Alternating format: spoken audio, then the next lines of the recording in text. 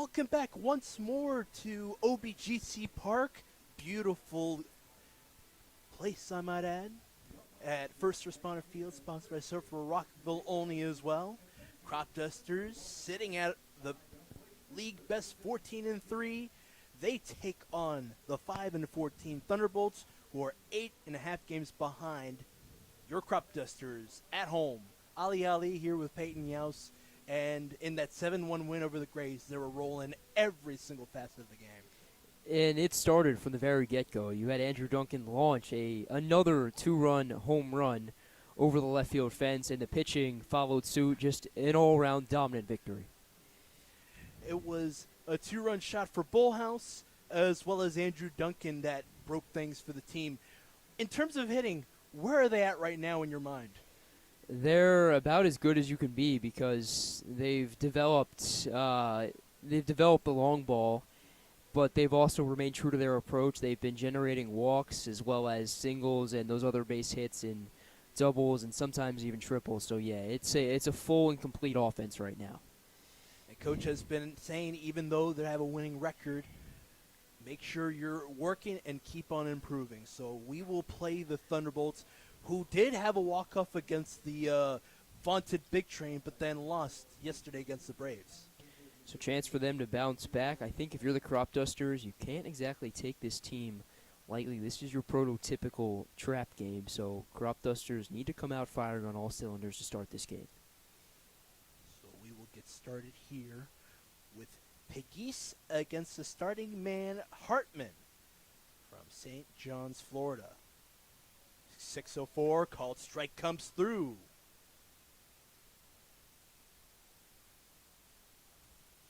We're nearing 4 weeks into play. There's not a lot of blemishes in terms of pitching.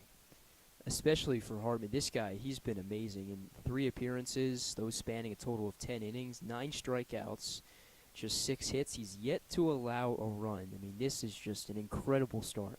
This is the guy you want as your Friday night starter. 1-1 the count, ball missing against Pegues. He's going to lift this foul behind. Pegues leads the team in hits. A guy he can get himself on a base. He had a 2-run shot yesterday early in the loss against the Braves.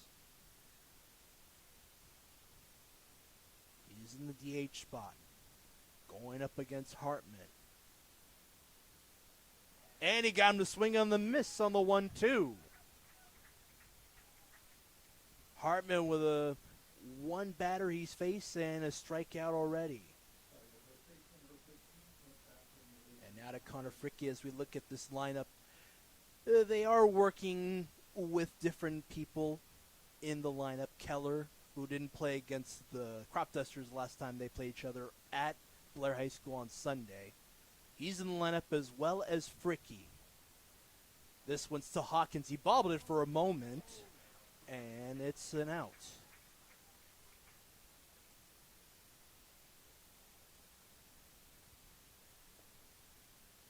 Boy, you got to say your prayers when it's a ground ball to Hawkins' way. And it just shows the veteran presence that he has out there in the infield. Most guys, they're going to fumble it and kind of just watch it, eat it. And Hawkins not one of those guys, right? Immediately, quick swivel of the head, picks it up, and gets it over to first with time to spare.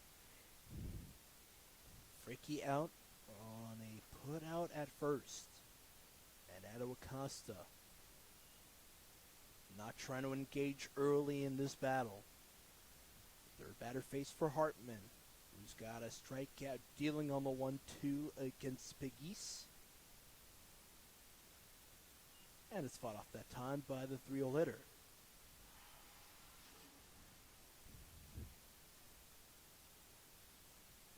Jimmy Bell back in the lineup for the Cropdusters. He's behind the plate. And in front of the home plate umpire, Ethan Seibel.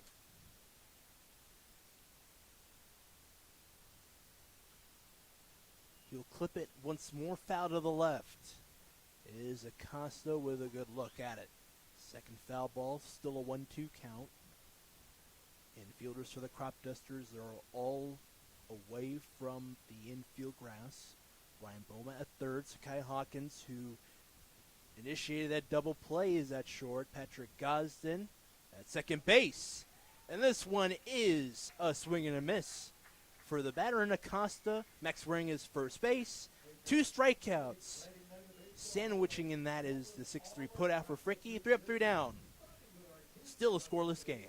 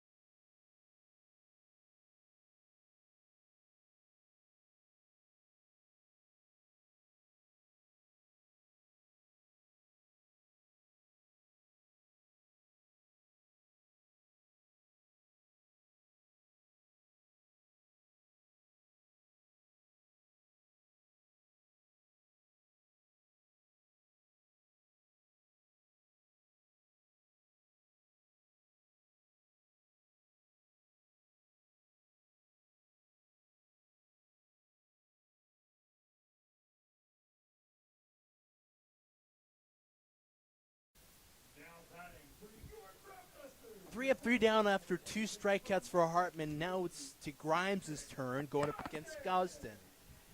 One of 2 pitchers on this lineup to have a nice ERA through 11 and 3 and a third innings pitch. And he's got his work cut out for him tonight, facing a Cropdusters lineup who, top to bottom, is just a loaded group. You start off with Gosden, a guy who can seemingly get on base at will, and it doesn't really stop after that. When you have a guy in Ryan Booma hitting in the 6 hole, I mean, I think that just kind of shows how good this Cropdusters lineup is. Gosden had a knock yesterday. Looked very phenomenal as a 1-hole hitter. Leading things off against Grimes with a 1-1 count. Earlier pitch called strike inside on him, and then this one is a breaking ball from the hand of the starting man for the T-Bolts, that is. Flied into the air for Gosden. Off the waddle will go, and he will stand through at second. Crowd is juiced up for this one. Gosden at second with a stand-up leadoff double. I mean, did you expect anything else? This Cropdusters lineup has been firing on all cylinders, and it just continues right there. Gosden a few feet away from leaving the yard and starting this one off with a bang, but leadoff double, you'll take that 11 times out of 10. With Dylan Melton up, we'll look at the lineup for the Cropdusters. It took them up until the 7th inning in a 7-1 game to have a single for all 9 hitters. It's Melton up who got things going yesterday. Called strike comes his way. Grimes is showing good command, though, I will say.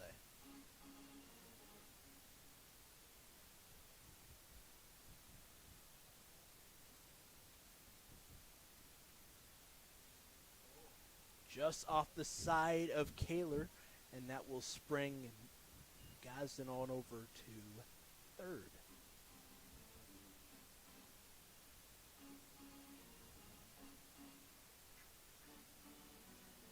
After that stand-up double, you already got a guy at third after that pass ball.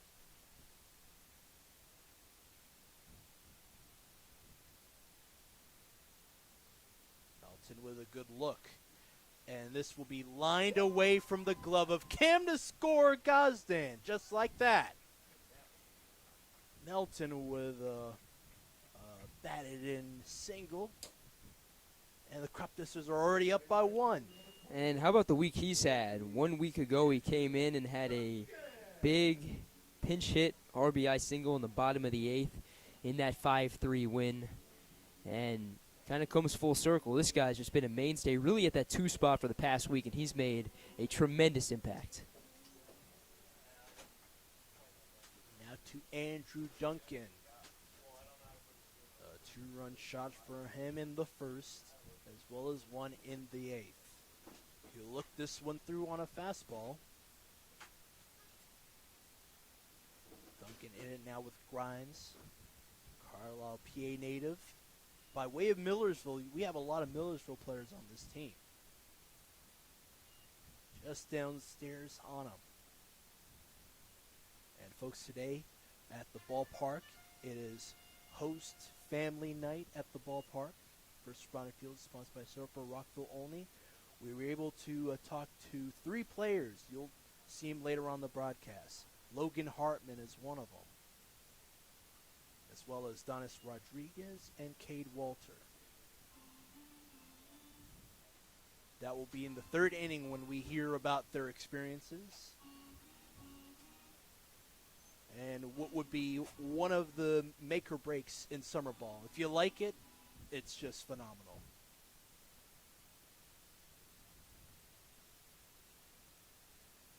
Duncan with a swing and a miss on the 1-1.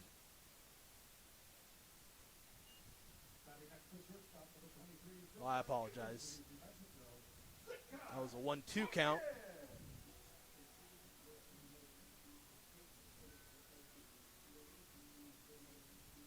So 4 pitches to do away with Duncan. Now to Sakai Hawkins back in the lineup.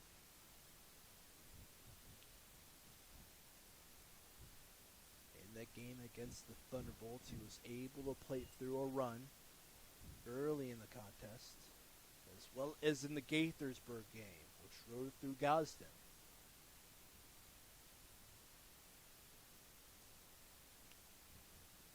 They look to first, and in Melton, he slides back through.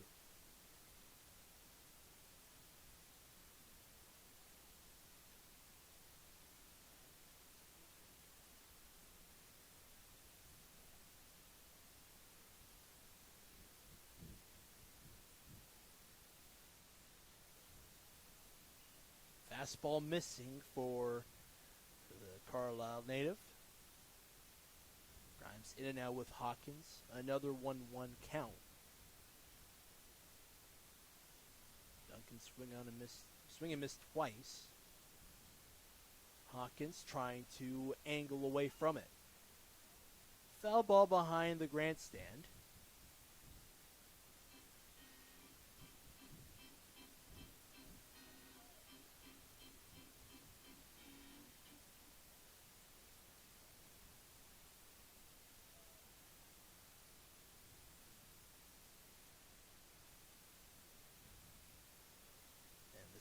Clipped off the side of the bat.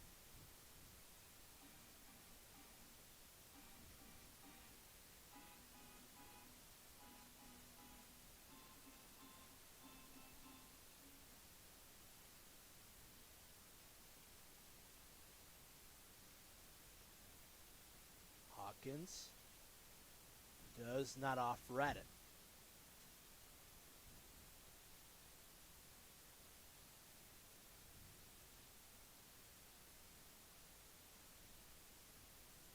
Already putting a stamp on this game. He got a ground out early on in the game.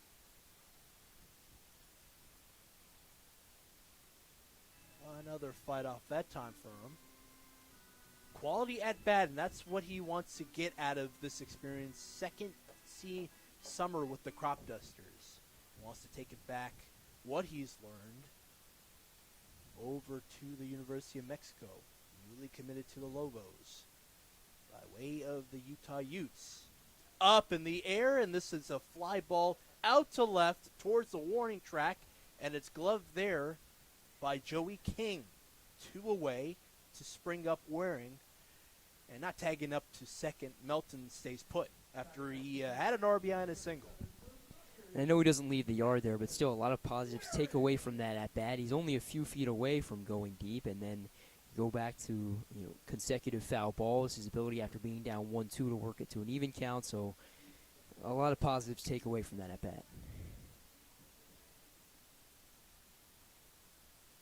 A strikeout to go with a fly ball for Hawkins. Where it could go long, and he's going to test Grimes early. Foul tip strike his way.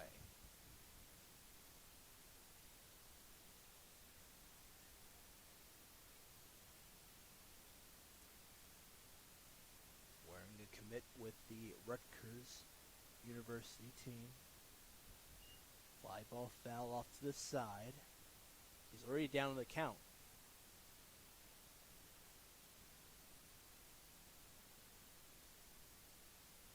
After a good at-bat for Hawkins. Fly out for him. Wearing down in it now. 2 strikes to his credit, no balls.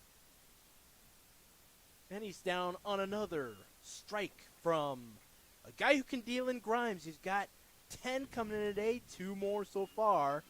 Cropdusters are able to eke through a run. Gosden off an RBI single to the right side from Melton.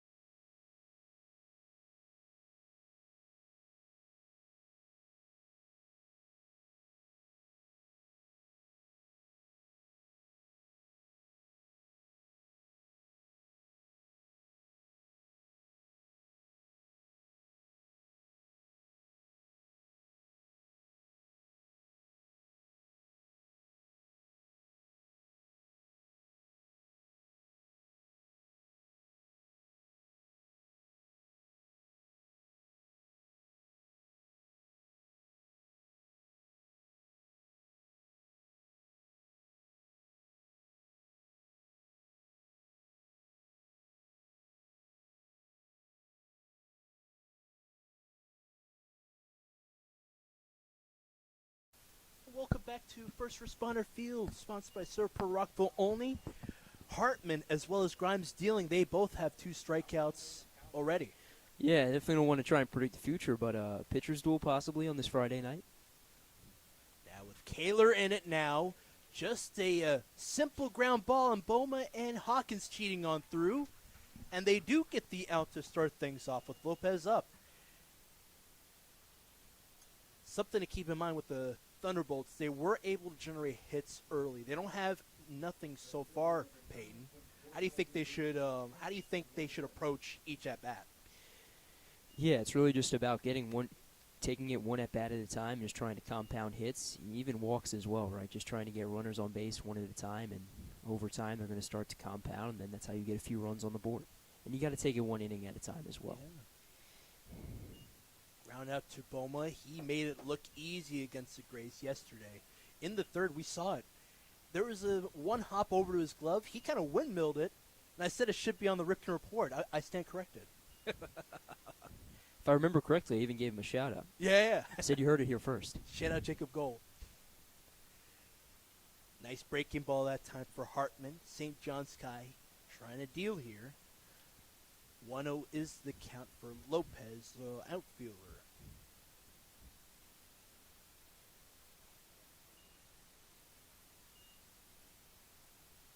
has on this summer. Has limited amount of action, has only 7 hits. But a guy who gets quality at bats, doesn't have many strikeouts to his name. And he's working ahead of the count so far with 1 out, nobody on. And this is, oh, nope, it's off to the side and foul off the plate.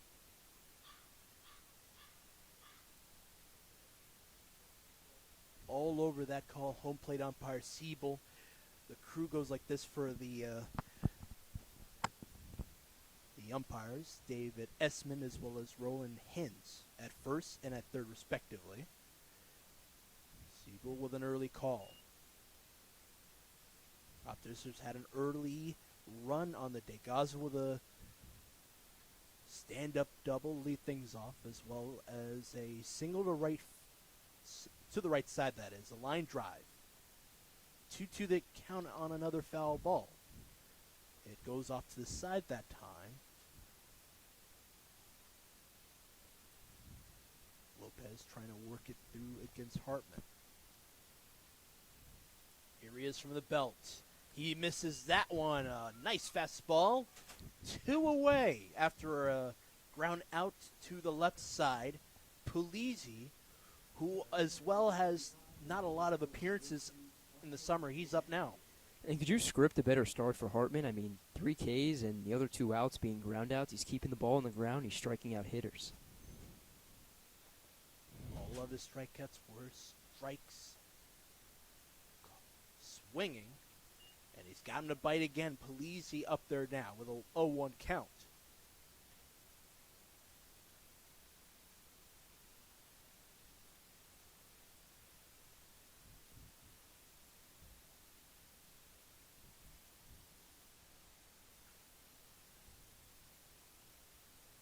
Right near the foot and off the plate once more.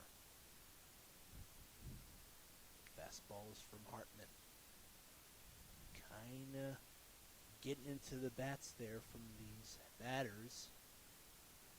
But the infielders are backtracking towards the outfield grass. You got Hawkins as well as Gosden cheating there. You wonder if they're just looking for any liners. So far there's a ground out. And there's swinging strikeout 3. 4 pumped through there for Hartman. And the Cropdusters dealing. They're up by 1.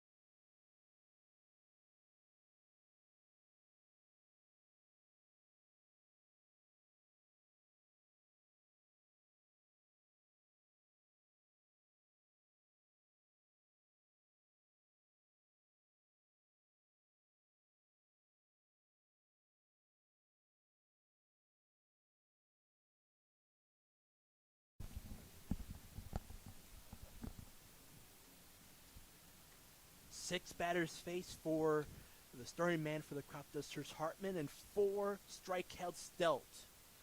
Boma will start things off for the Cropdusters batting.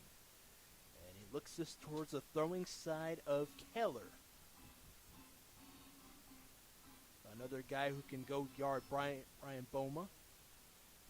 Only native.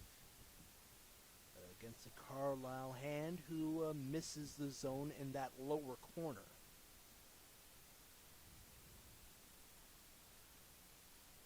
Infielders for the Thunderbolts from left to right: Sam Camacho, Jonathan Acosta, Matthew Kim, and Connor Fricky.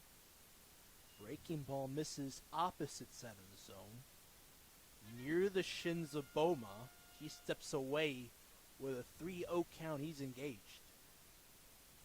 And the outfielders, Joey King, Marco Polizzi, as well as Trent Lopez. Breaking ball, bottoms out, and it's a 4-pitch walk.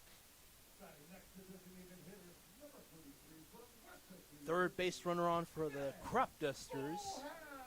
They've got an opportunity for another run. Ben Bullhouse, who went yard yesterday in the late stages of the game, up now.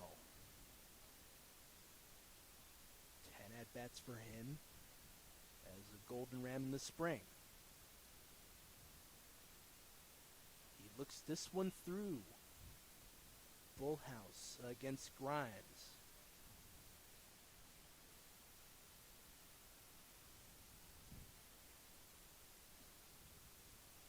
Opposite side, and a man will move to second. Boma kind of cheated there, and then as that pitch angled away from the catcher there in Keller, he had to move.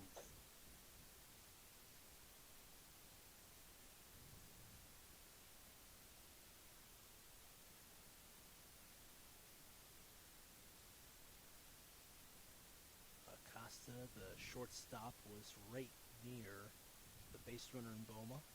He's angling from him to his right shoulder as the pitch misses once more. Breaking ball's not working.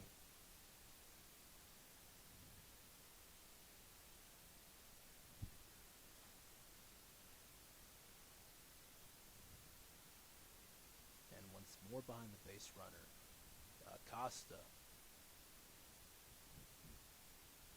Boma hasn't really had much stolen bases. Opposite way for Ben Bullhouse, and it will be off the wall. Boma rounding third, and he's going to be waved home. Let's give it a moment here. Got the first base umpire Essman having a quick word with Bullhouse.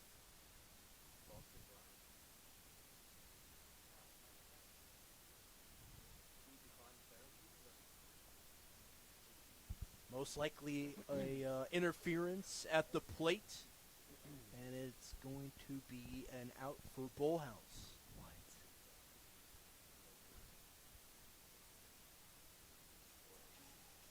Apologies, folks. Looks like he will be coming back up. Now count as a strike to his way.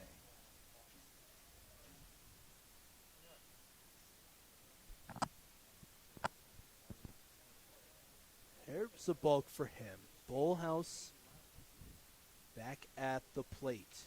7-hole hitter will be dealt a strike. Fastball that grazes that lower corner.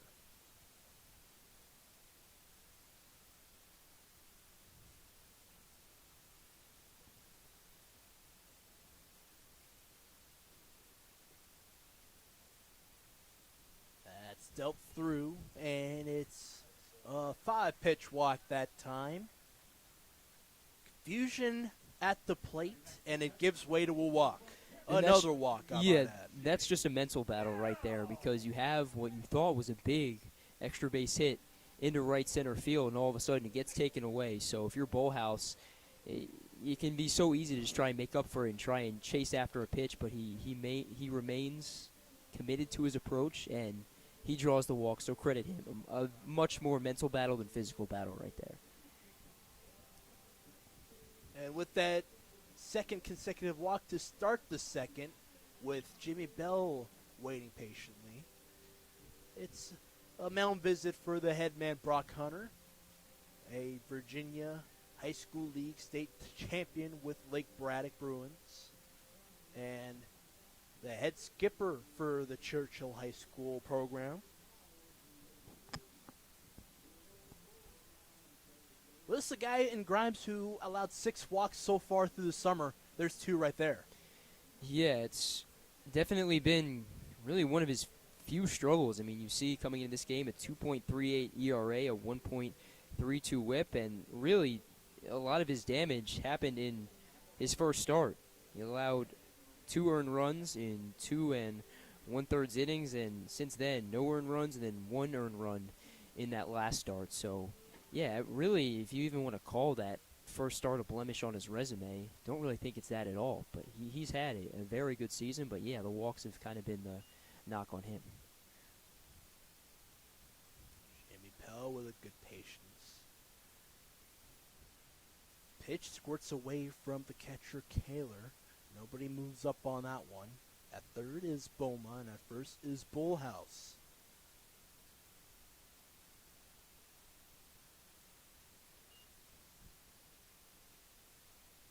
The 1-0 slices away from him and right near the legs of Bell. Right-handed batter versus the right-handed pitcher.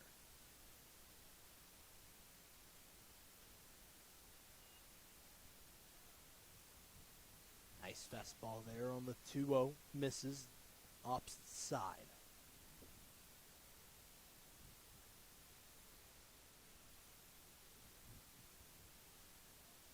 After that, another walk. 4 pitches this time. To now spring up Grain.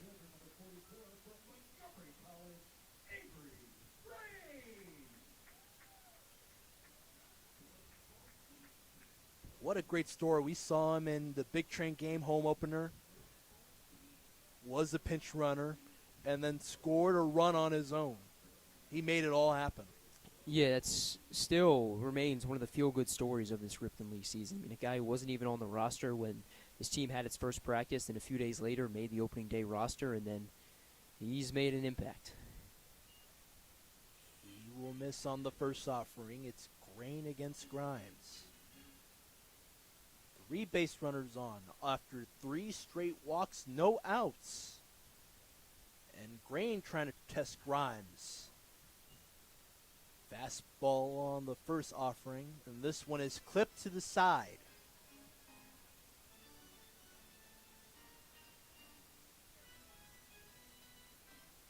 He moved into the only area at 10 years old.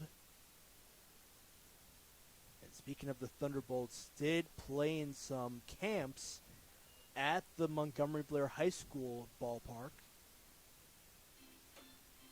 A guy very familiar with both aspects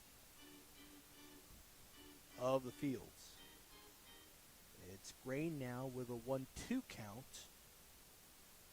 Breaking ball misses. Grain down in the count. He'll offer himself on the 4th pitch. And he's down swinging. Top of the order once more with 1 out.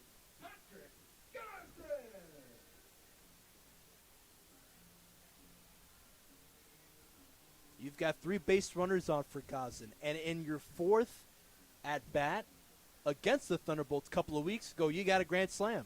This is an amazing position to be in for the Cropdusters. You have the bases loaded at the top of your order on deck. Called strike 1. Angling to that low and away corner.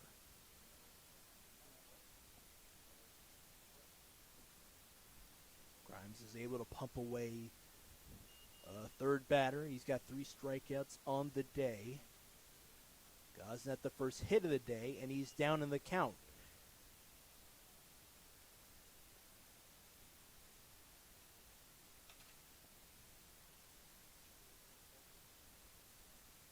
Connor Fricky shifting very close to that infield grass at first. And a fight there for Gosden. 4th pitch incoming. He still has an 0-2 count.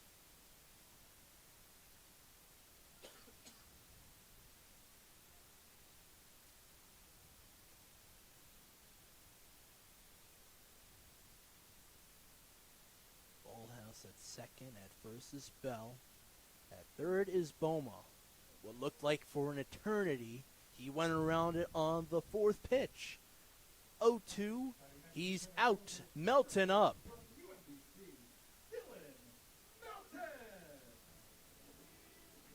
Cropdusters with their starting guy has come to play.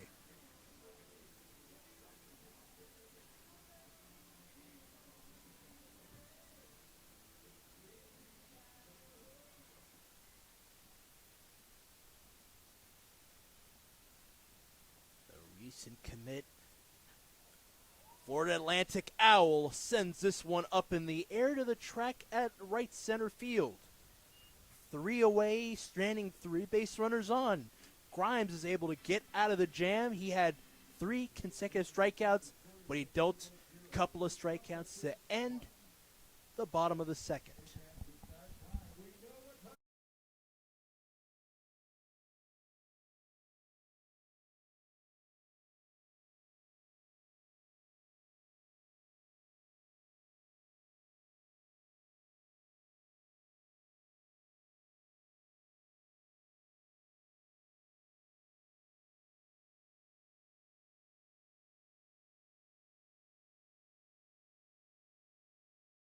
Staying with Denny and Sarah, I stayed with them last summer too. We're about 10 to 15 minutes away from the ballpark, and they're one of the best host families. I'm so happy and grateful to be with them.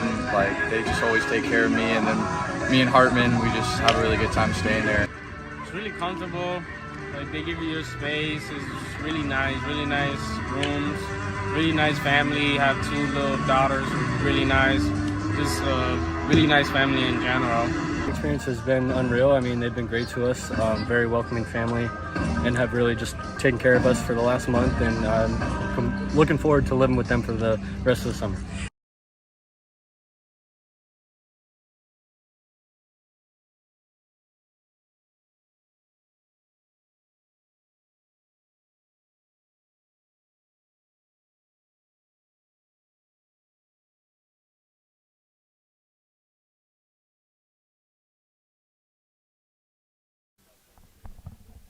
Great comments there from Hartman, who is starting things off really nice at the mound, as well as Cade Walter and Donis Rodriguez.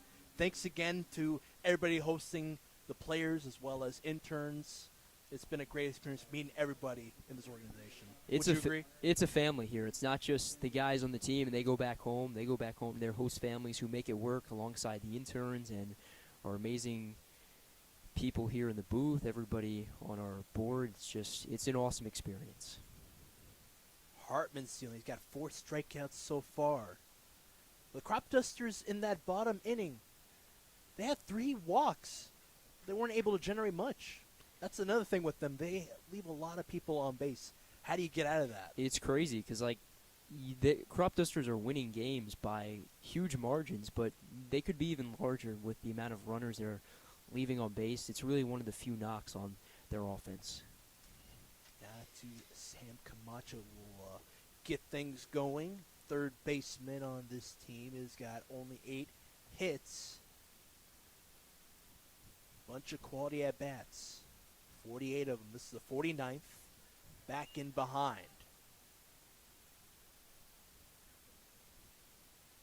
1-2 the count for the third baseman.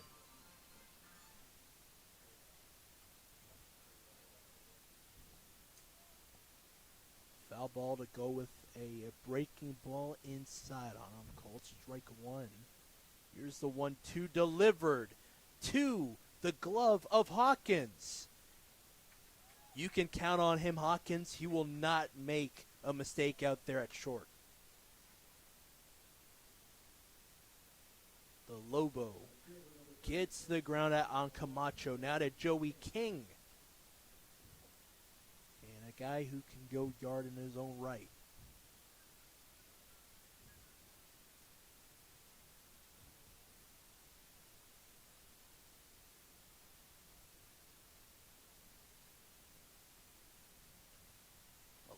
Hits on the summer so far. He will let this one graze the glove of Jimmy Bell in behind. 1 ball, no strike, the count.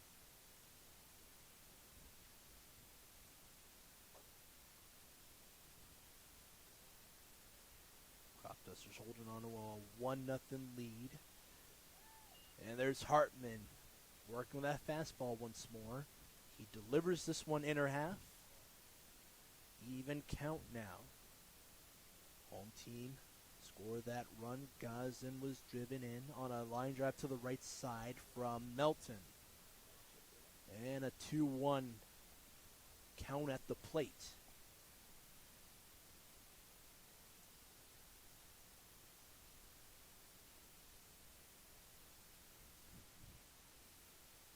The delivery, it's inside, and getting him to bite. King against Logan Hartman.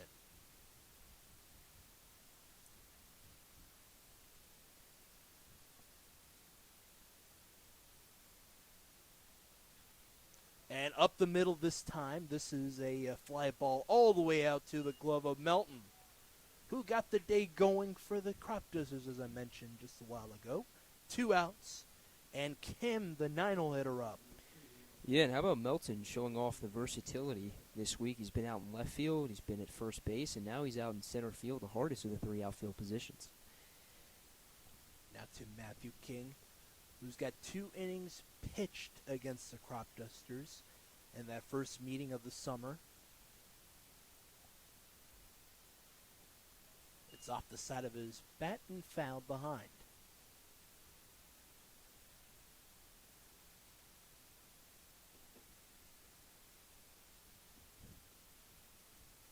Hartman with 4 strikeouts on the day. Pumped one against Polizzi, Lopez, as well as Acosta and Pegues. And he's feeling it now, trying to get that crucial 3rd out. On Kim, this is an 0-2 count at the plate. Not much movement in the infield. Hodgkins a little cheating up a little bit there. And Bell had to step away from the plate, who was just off his glove side.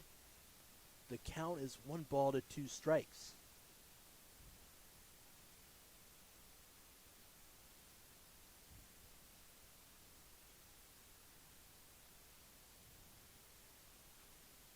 Oh, going for that check swing. What's the appeal? Yes, the call is made there by the first base umpire Esmond. And Hartman's got his 5th strikeout. Cropdusters, every single play they're making, it's all in their favor.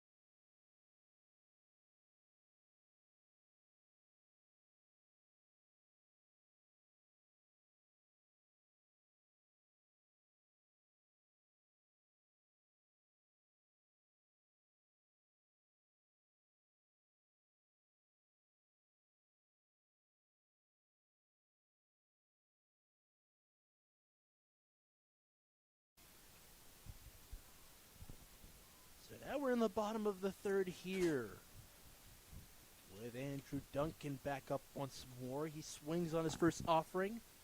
Guy who can go yard, as we saw yesterday, a solo shot in the late stages of the Grays game.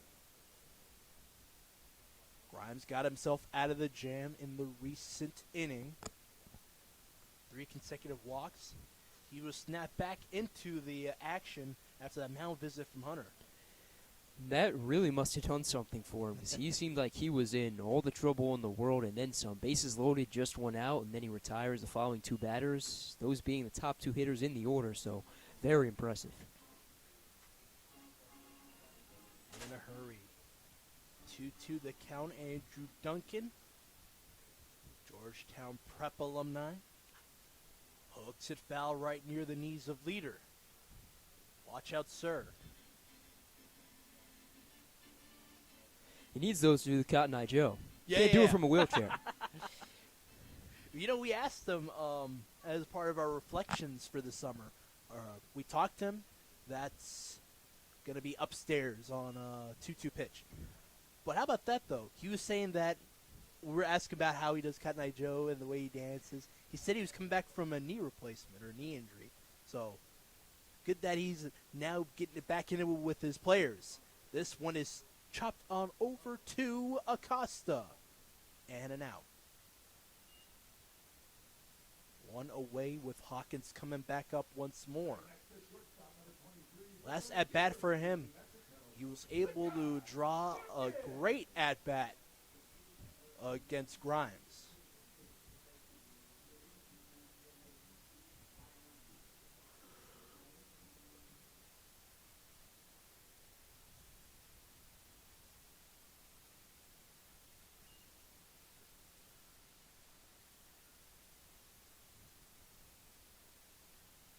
Hawkins had a good look at it. Seivel calls for time as Grimes is trying to work his way back on the mound. Both players are engaged, and from the belt, this one will come through. Fastball missing.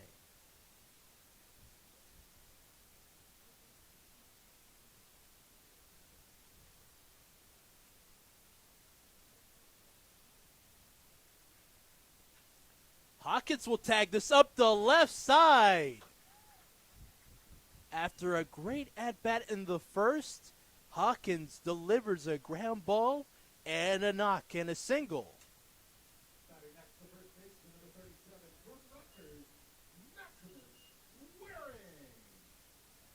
A man's aboard in Hawkins. Maximus Swearing. A guy who can go yard, trying to play through Hawkins. A 2-run shot for him to center field against the Senators in a doubleheader.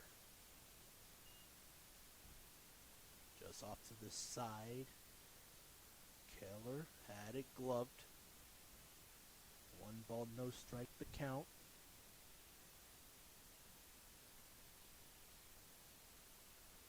And back behind the backstop.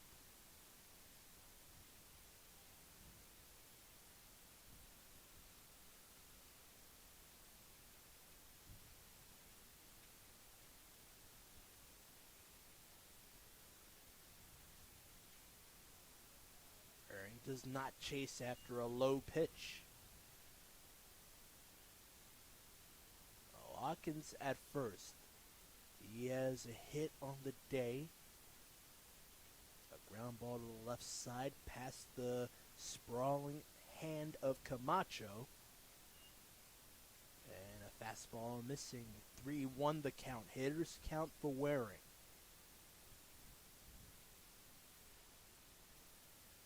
With that ground ball from Zakai Hawkins, cheating on near the infield grass, Camacho. This one right near the face of Richie. It was hooked foul to the right.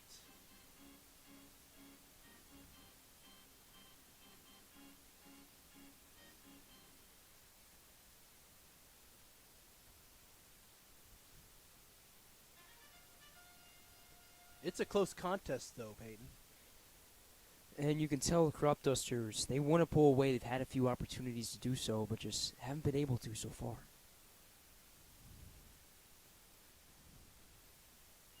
Max Waring is aboard.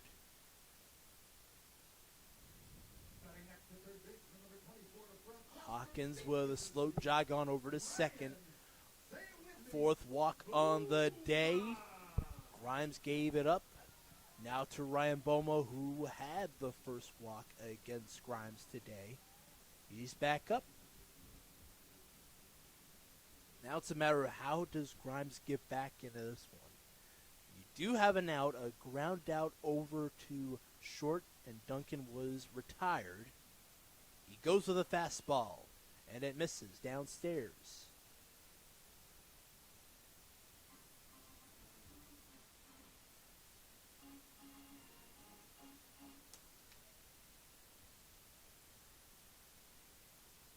Just a couple of feet in front of Fricky.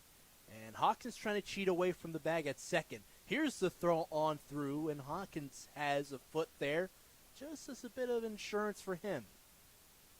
So he stays put as he thought about moving away. And Kaler got a stern presence behind the plate.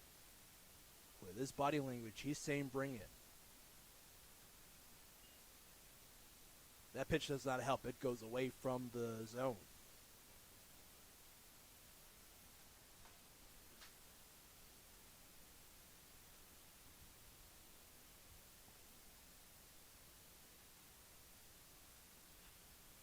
And this one will dribble. It's in the wheelhouse of Acosta. Do they get the out on Hawkins as they were going that way? No. He stepped off of the bag. Ryan Boma is aboard.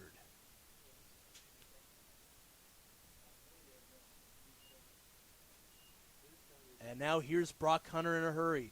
You were on the call for that one. He was all over the face of the home plate umpire in that game. And that escalated quickly. All of a sudden, he just came out onto the field for a talk, and in a few moments later, he was gone.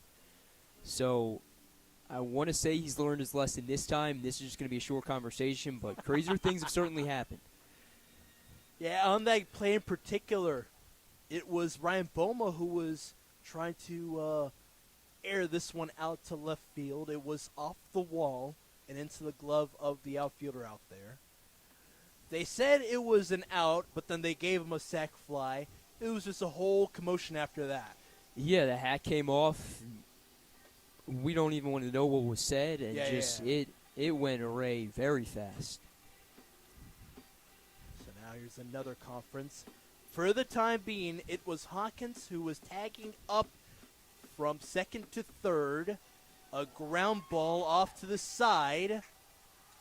And Hawkins looks like he's out.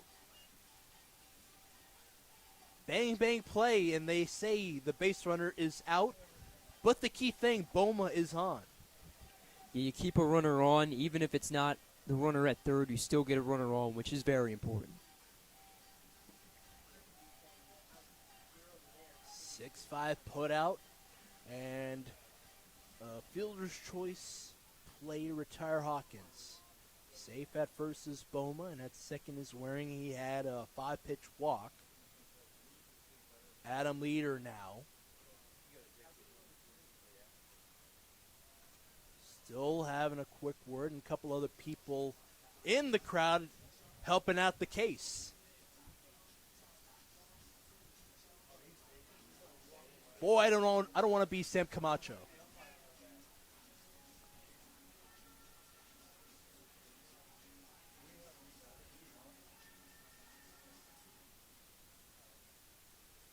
So 2 men on for the Cropdusters. Ben Bullhouse, another guy who walked in the previous frame.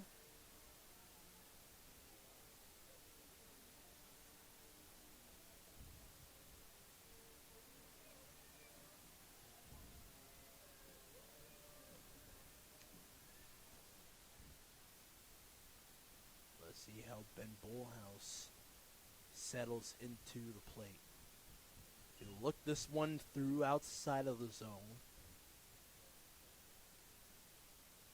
Quality at bat for Bullhouse. On the 2-1, he was able to angle one towards that warning truck out at right center. Call it a bulk afterwards. And was able to get a walk nonetheless.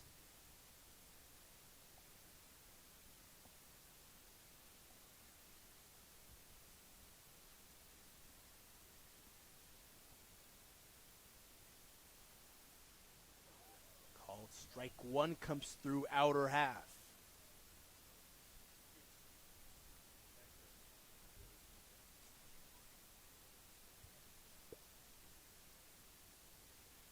Here's a 2-1.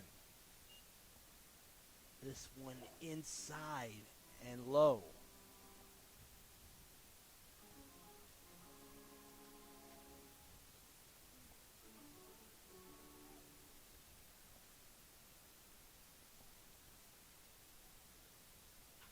And Bullhouse is going to send this one up the right center gap. Waring with some speed from second all the way to home. And Gosden is being waved, or Boma that is being waved through. He slides through the bag. 3-0 to score. What a base clearing double. Bullhouse. What a guy. Oh, you knew it. He got his revenge. He was waiting for it ever since that first at-bat. Didn't go his way, but he comes through in a big spot. The Cropdusters take a 3-0 lead. Now with Bullhouse at second, Jimmy Bell. All the pressure on him to square through another one. Get Bullhouse to score. Bell with a swing and a miss.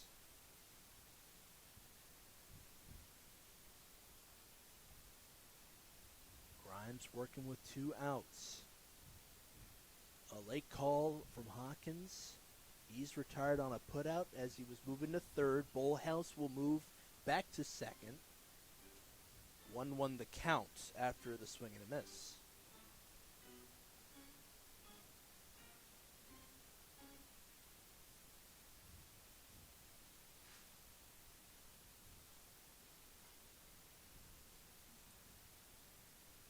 And once more, 1-2 the count. Jimmy Bell. Campbell University fighting Camel. In it now against the Marauder.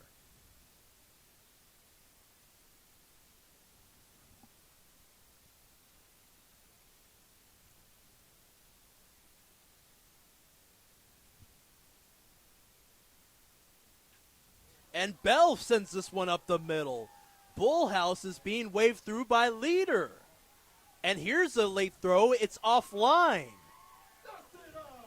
Bullhouse has scored. Bell is at his spot at second. Another RBI and a double.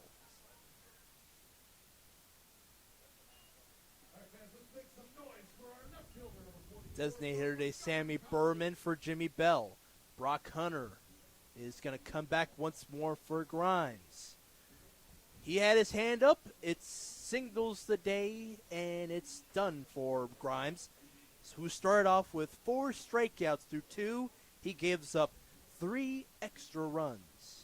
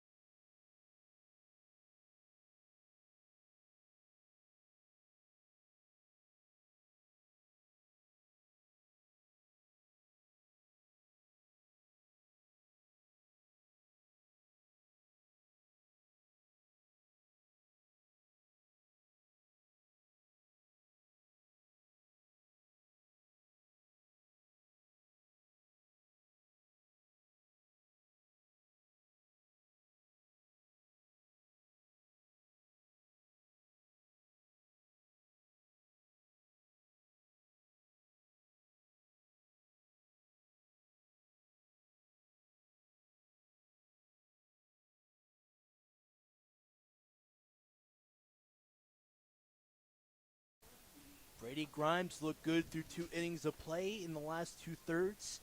Gave up 3 runs and a couple of knocks for Bullhouse and Bell. Grain up against Merritt. Tristan Merritt, the right-hander.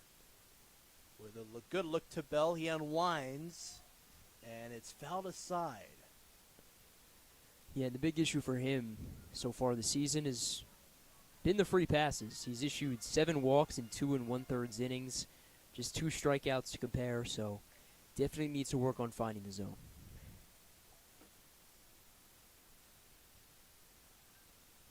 First pitch was laid into the bat of Grain. And he throws up a nice fastball on Grain. 2 out so far. 2 men, or actually 1 man on for the Cropdusters. Jimmy Bell had a 2-out RBI double, which scored Bullhouse, and he will move up. It will take 3 pitches for Grain to be struck out once more. Jimmy Bell left on. Cropdusters, after the out on Hawkins, show a bit of life. They've got 3 hits in this inning to go along with 3 more. Beautiful runs. 4-0 is the score.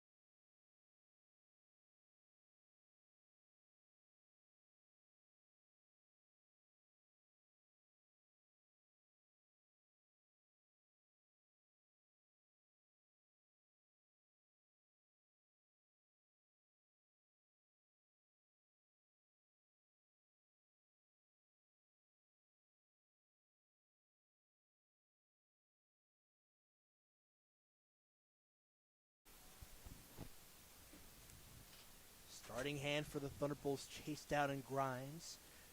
And his counterpart Hartman has faced 10 batters. This is the 10th one up Pegues, top of the order in the top of the 4th. And 5 strikeouts dealt through. Just another impressive start. He's faced the minimum through 3. He looks so confident out there. He's keeping the ball on the ground, striking out batters, just continuing to build on an impressive 2026 campaign. And fought off on the 1-0 pitch. Pegues with a 2-run shot early against the Braves yesterday. Struck out in the 1st. This is the top of the 4th. First responder, field sponsored by Serpent Rockville only. It's a treat to be out here, and this contest is going the favor of the home team. Nice fastball there. It just misses right near the shoulder blades.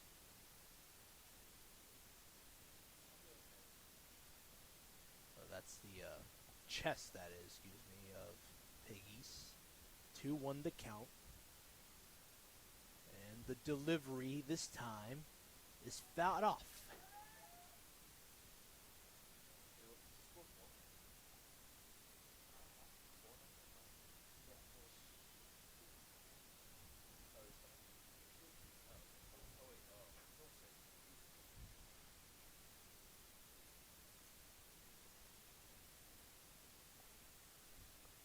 Now here's the 2-2.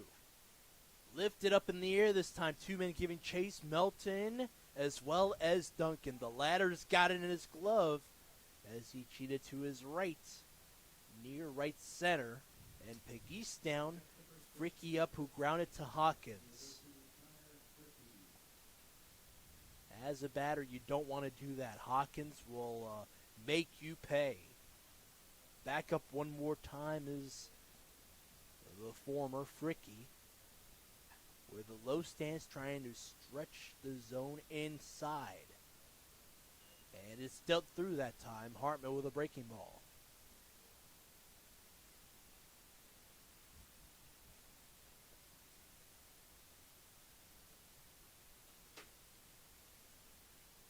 And he goes with it down low.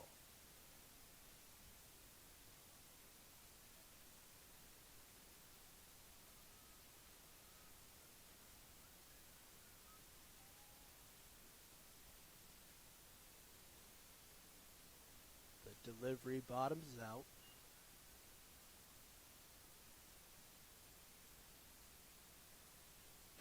One out so far for the T-Bolts and nobody on.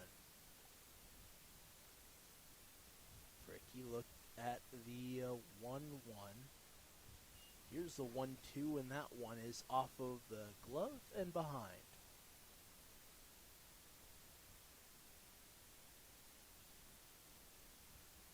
Breaking ball missing. The inside and high corner.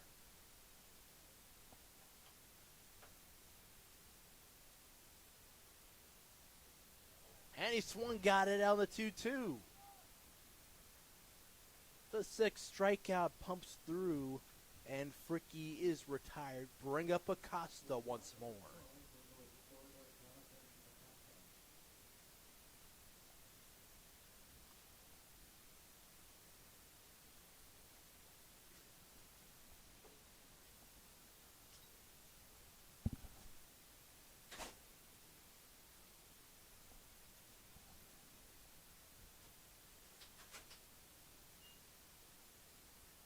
Pitches and missing for Hartman. First offering goes away from the zone, but towards the glove side. Jimmy Bell rises to his feet to match it. The 1-0 on the way. This is that low and away corner. It was a fastball missing. 2-0 the count. Acosta, who is usually in that one-hole spot, regresses to the third spot in this lineup for the T-Bolts. He swings at the 2-0. Nice changeup that time.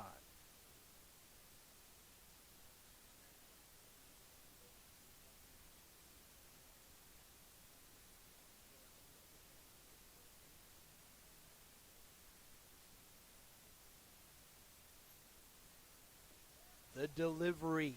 Another one that just hits the zone, that low and away spot. And that one was a beauty. A curveball off the right hand.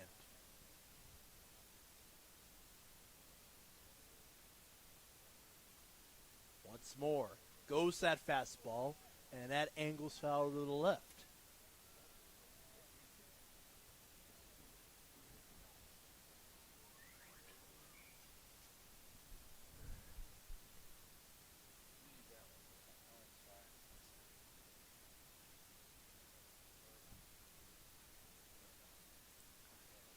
Once more. Fastball towards the right side, that is, and it springs through the first hit of the day for the T-Bolts. Gosden tried to cheat after it, but he was not in position, and a man is aboard. And it was bound to happen at some point. The only knock for Hartman today hasn't allowed a walk, so just one hit. It was bound to happen at some point, like I said, so still 2 outs. Great chance to get out of the frame. That one goes up the right side, right near the second baseman, Gosden. But still 2 outs. Taylor is back on once more. Good on him to get away from a screaming fastball right near the ear.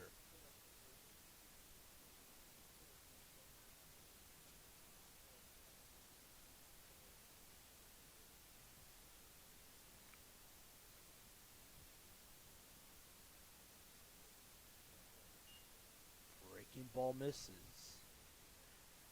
And you must wonder, through 4 innings of action, 3 2/3 that is, do you think he's losing that command? I don't think so. I mean, especially facing the minimum so far, the pitch count isn't that high. Nice breaking ball. Outer corner. Keller has a 2-1 count. A man aboard Acosta with a knock to the right side. And it is a 2-2 count. Nice changeup. Hartman working with every single tool in that box.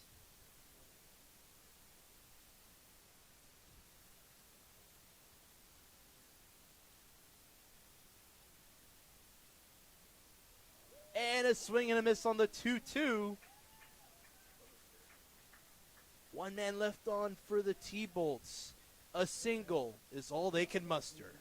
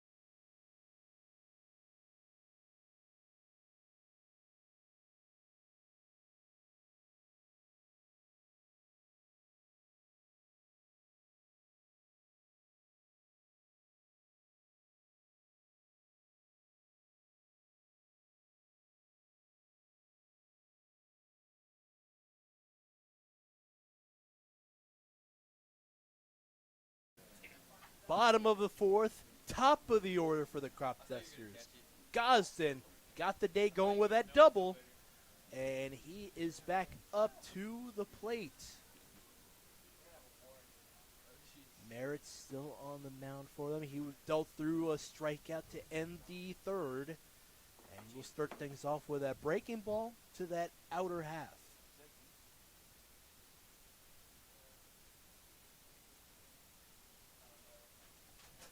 And up in the air this time, it drops in front of Lopez. Fly ball and a knock. Once more, Gosden is aboard. It's so crazy to think that he's kind of, in a way, still getting acclimated to this Ripken League. He was one of the latest additions to this team. He's only been with the team for 2 weeks, so it's crazy that he's hitting leadoff. He's showing so much poise. He's reaching base seemingly at will. Yet he's only in his 2nd week. Crazy. So a man aboard already. Took 2 pitches for Gosden to move up. Melton looking to do the same as he lifts this one. Same side, but a little bit closer to the infield. It's a pop fly, and Lopez had a sprawl to make the catch. One away, Duncan up. A guy who, in the last two plate appearances, went down the count early, but he was offering it early with a couple of foul balls. He's remaining aggressive, and that's what you see in a lot of batters who, at one point or another, are hot. Duncan, definitely hot right now. 3 home runs over his past 2 games coming into today, so he's just staying aggressive at the plate, offering at a lot of pitches. Pop fly out for Melton, and Gosden stays put at first. Duncan, unlike the last 2 plate appearances, will start off with a 1-0 count. Merritt with the delivery, upper half, strike 1.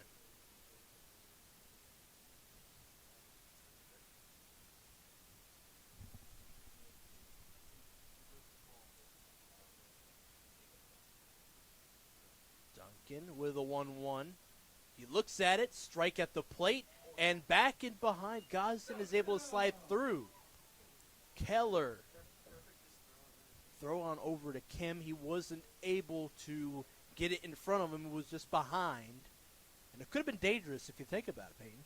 Yeah, that was a beautiful throw from behind the dish. So, I mean, you got to give Kelleher his flowers. That one, a frozen rope, just Gosden a step ahead.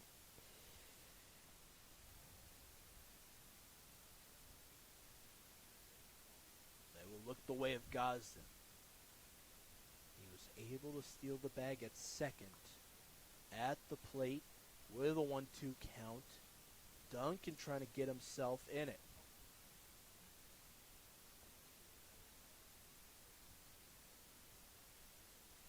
Did he offer at it? Yes. Called strike.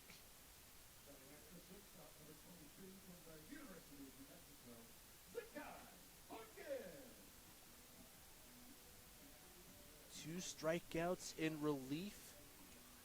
Merritt struck out Grain as well as the previous batter. Duncan Hawkins with 2 great at-bats is back up with some more work.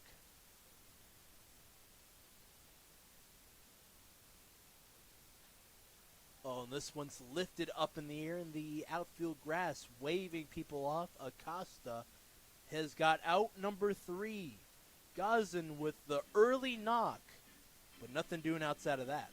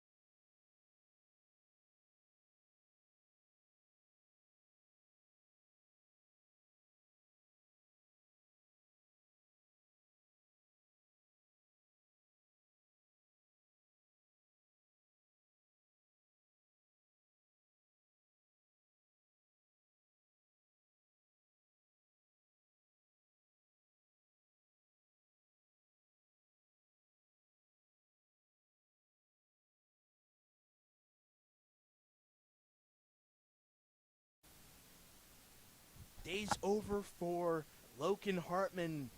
He has faced 12 batters, allowed a hit, as well as 7 strikeouts, 7 on the day. It brings up Carson Kelm. Yeah, Kelm, a guy we got to see 8 days ago down with the Braves and went 2 innings, allowed 3 earned runs. He did have 3 strikeouts, though, so guy who has only made 1 appearance on the season, but any really experience he can get in the summer, good experience. He's the one guy who hasn't started his collegiate career yet, so still just getting started. Really excited for what he's got in store.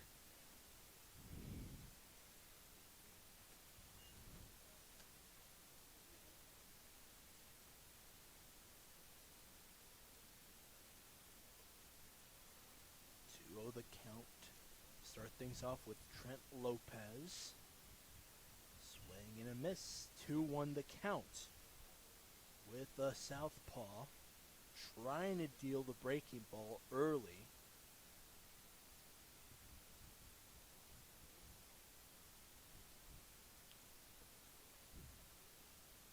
Nice frame there. It just misses the plate. Kelm working with Bell.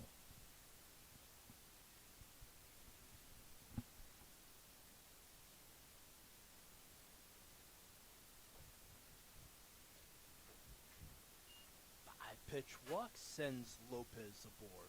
It's the second base runner on the day for the Thunderbolts. The previous one, Acosta, had a knock to the right side. It got Cosden there, but he was left on base, and now here's Lopez on first. Polizzi up now. Righty-lefty matchup. Hawkins as well as Gosden cheating through.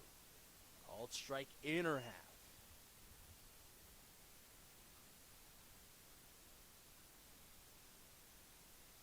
Max Waring with his body facing the base runner in Lopez. With a new pitcher on, everybody's a go in the infield. 1-1 the count.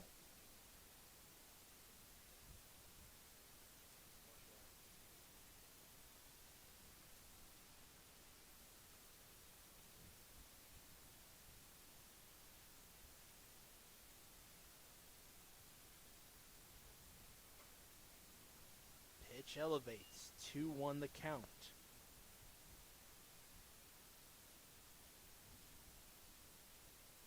Trent Lopez, the leadoff guy, is aboard. It took 5 pitches for him to get to first. He won't be moving around much. There's a cold strike. Upper half. Nice curveball from him.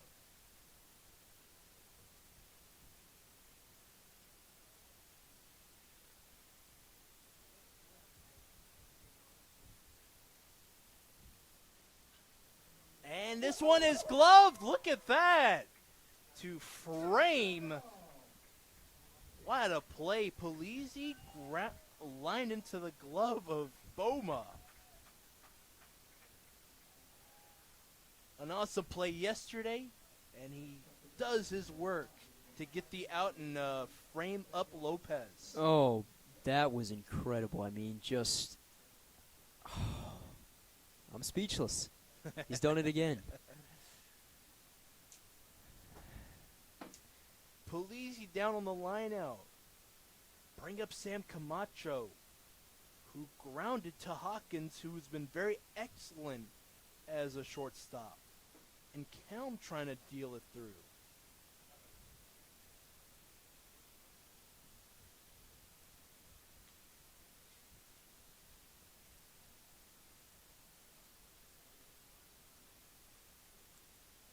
Out of the fastball. It just misses the zone towards that inner corner. It went low as well.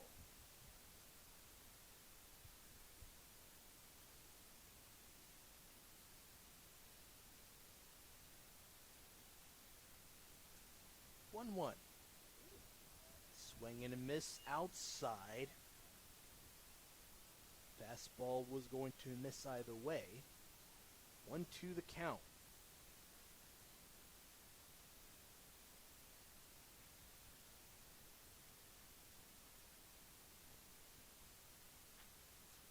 And this is over to Hawkins. Throw in the turn. Off the ground, but it's in time. 6-4-3. Hawkins. All smiles from him. He initiates it. And the Cropdusters feeling themselves up by 4.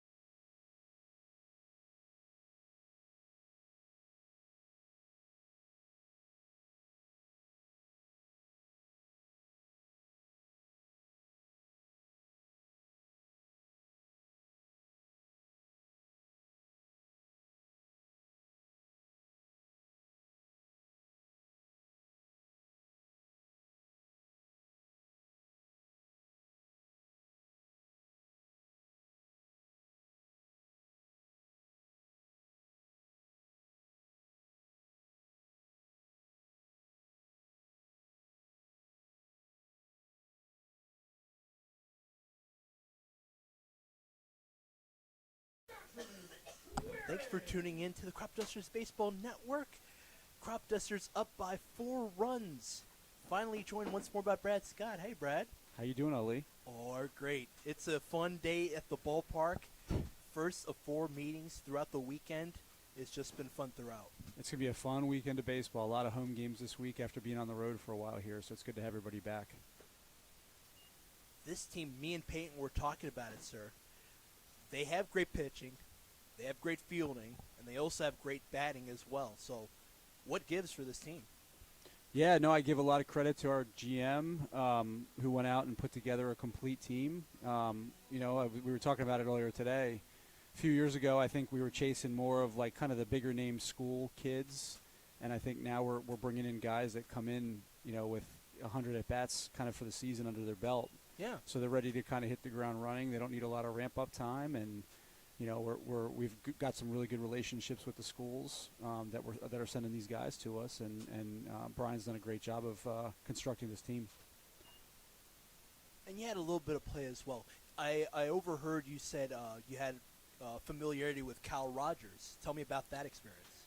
Yeah, so I coached my son's team growing up, and we played a lot of national tournaments, and we went to a tournament in New Jersey, and Kyle was there pitching, and I think he had like 15 strikeouts in like 6 innings or something ridiculous. Yeah. And I said, Kyle, you gotta come over and play for us. So we were really good. We were ranked nationally at that time, and Max goes down swinging. Yeah, we were ranked high, and great family, and then Frostburg played Westchester this year in some baseball games in the Maryland area, and I ran into Kyle's parents, and I said, let's get him back out here again. Yeah. So we're excited to get him back out.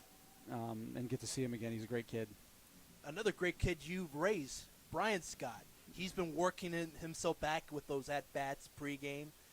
But you've been watching it. How does he look? How does he feel? No, he looks good. He said his swing's feeling really comfortable right now. He got cleared to resume baseball activities a couple weeks ago, and been hitting off a tee and then hitting off the machine, and now he's starting to take, pregame. Well, there's a knock for Ryan. What a nice play, Boma.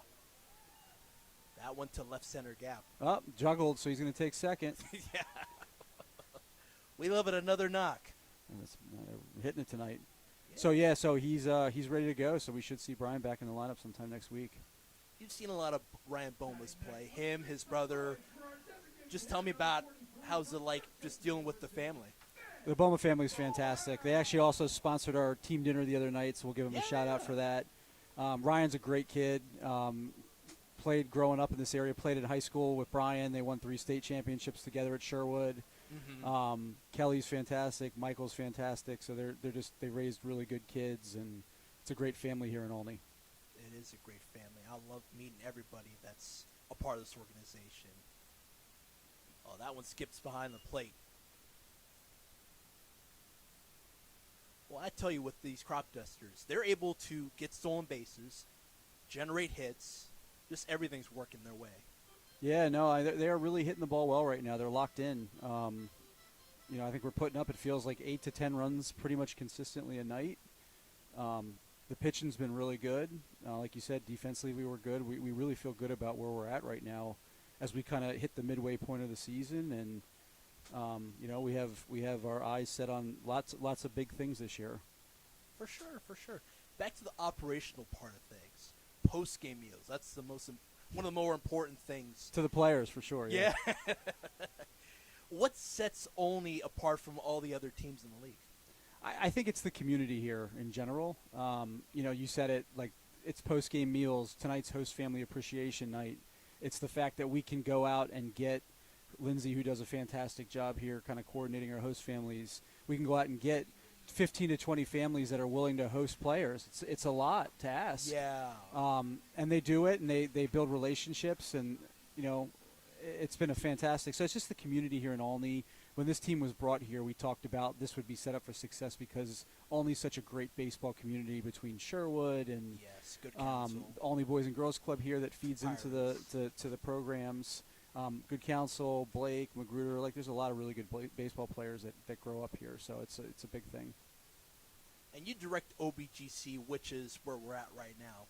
It's just beautiful. Just take me through your day-to-day. My day is different every day. That's what I kind of love about my job. It's not the same kind of monotonous thing. Yeah. There's some days you wake up and then you're dealing with a million different things that kind of came in from the night before. Mm-hmm. Game days are busy. There's a lot of focus on getting the field ready and making sure that the fans come out and have a great experience here for Cropdusters. It's lots of coordination with our sports here. Obviously, that's what we do. It's talking to community leaders about how OBGC can help support the businesses in the area.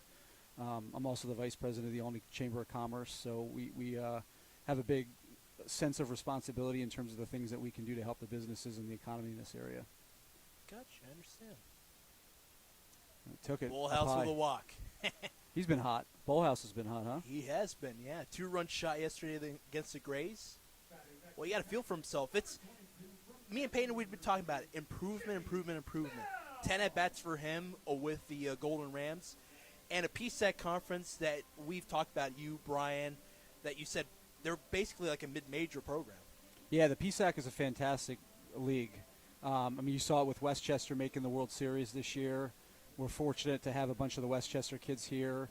Millersville always has a really, really good team, so we get a lot of players from as well. So the PSAC is a really, really good baseball area, that Pennsylvania kind of corridor down there. Right. And it all comes back to what you said about Kyle Rogers. It's just been him, Ben Jones. They've been phenomenal.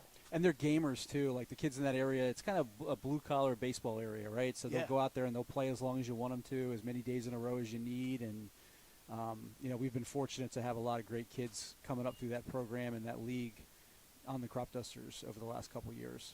Yeah. Looks like, what's the count? 2-0. Get ahead 2-0 here. count, yep. Be another good opportunity to take advantage of a base hit here with less than 2 outs, get this runner in. What a fight from Jimmy Bell. A lot of these guys, early in the count, they love to swing early.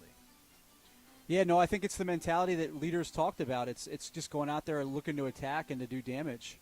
And, They've been aggressive in counts. You can see it paying off with lots of extra base hits. Runners in the corners. Ooh, that's a tough one there. That was a nice fastball there. Tough That's inside merit pitch. in relief. But even with this, just the field itself, you've got a crew of 4 people daily that are working on this. They work starting at 9, correct? We started early in the morning here. I mean, we're here at like 6:30, kind of looking at the fields from the night before. If you have any rain, you're kind of like looking at what you need to get done. That's a tough pitch there.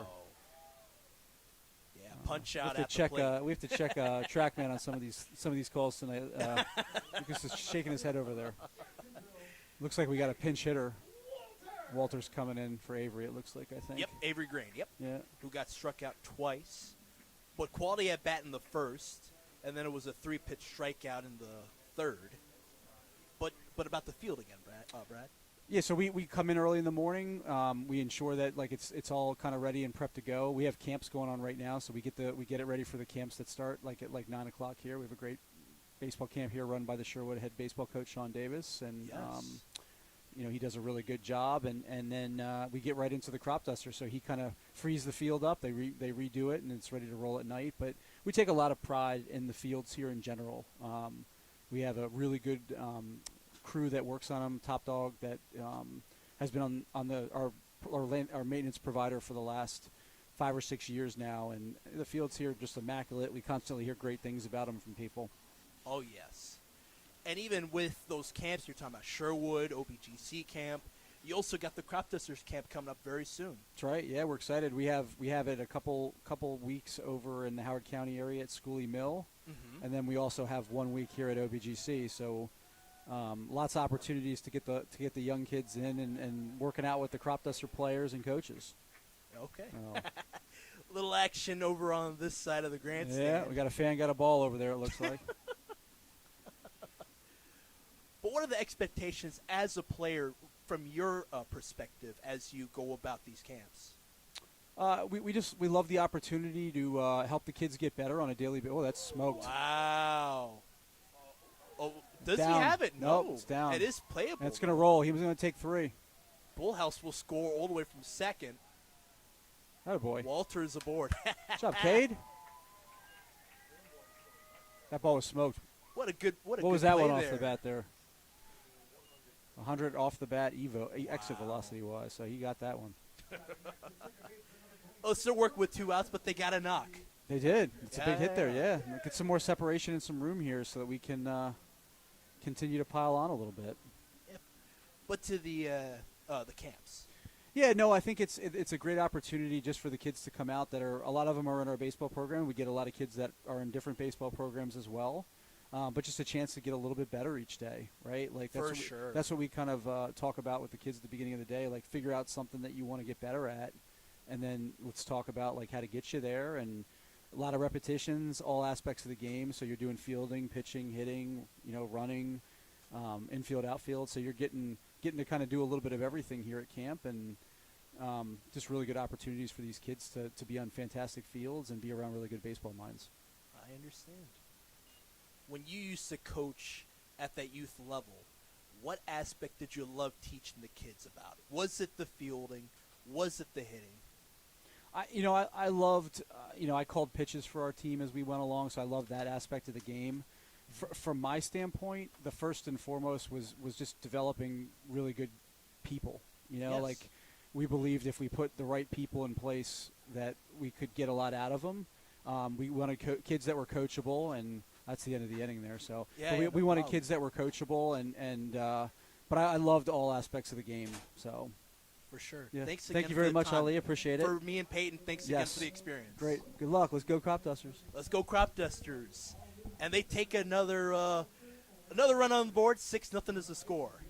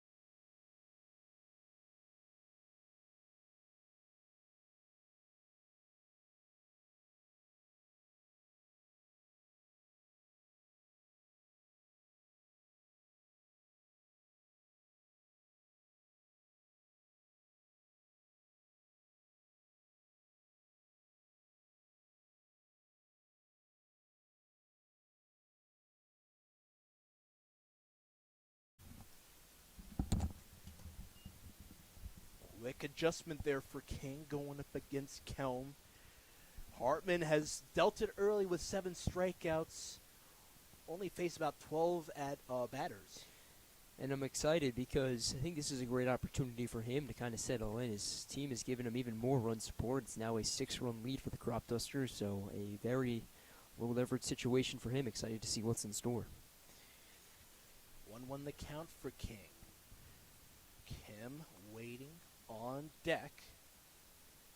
This is the bottom of the order with the 8-hole hitter on. Jimmy Bell had to step away from the plate. He had a good look at it.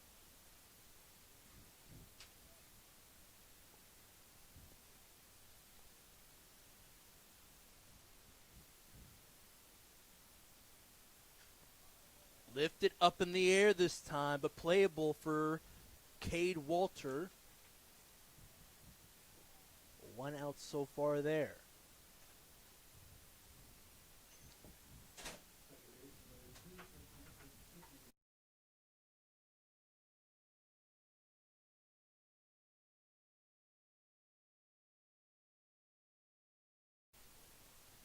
Cade Walter gets the out there. 1 out so far for King, and Kim on. Does not offer at the ensuing pitch.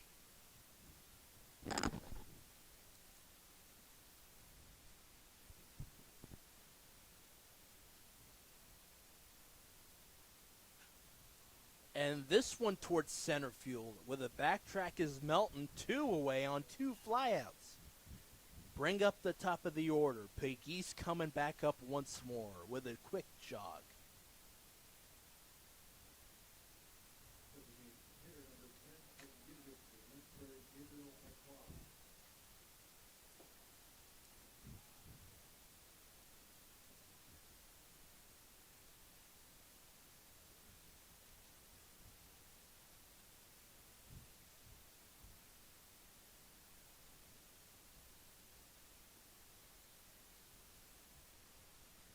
This is on the breaking ball.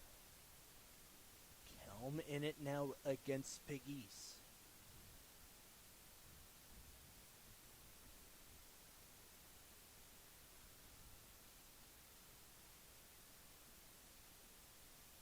Nobody on for the T-Bolts after 2 flyouts. 1 to left and 1 to center.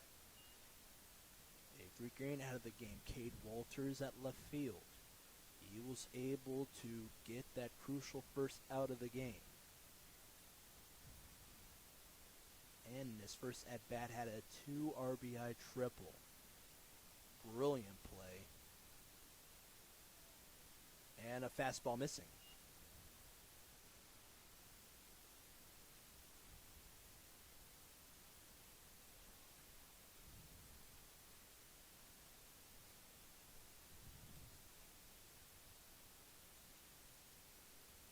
Another fastball missing.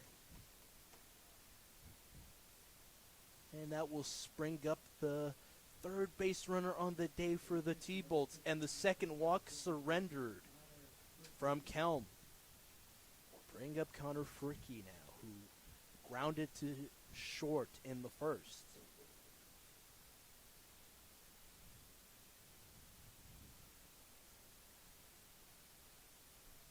Top of the 6th with Kelm still on the mound with the delivery. Over to Gosden, who will throw it on over for the 3rd out.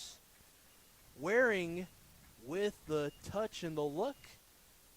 And another inning where the Thunderbolts are stranding a man on at first.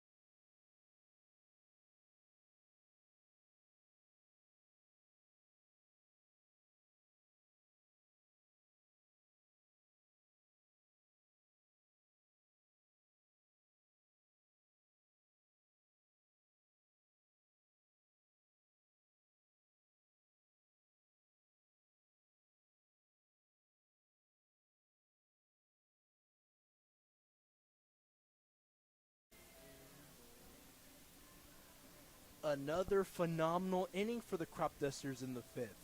2 RBI triple for Walter in the fifth, which scored Bullhouse and Boma.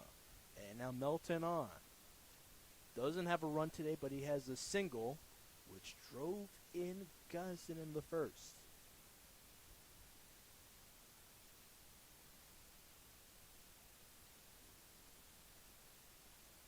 More action for him. What could go wrong, Peyton? Yeah, he's been very impressive. Started off with the RBI single, and he's just continued to build on a very impressive week. And today, I think, is especially impressive considering he's out in center field, position he really hasn't played at all. He's been in left field, he's been at first base, and now goes to the most difficult outfield position. Did he go around it? No, he did not. Trying to go with that check swing, Melton. With the fastball inside. 2-1 the count. Melton looks it on through. 3-1 at the plate.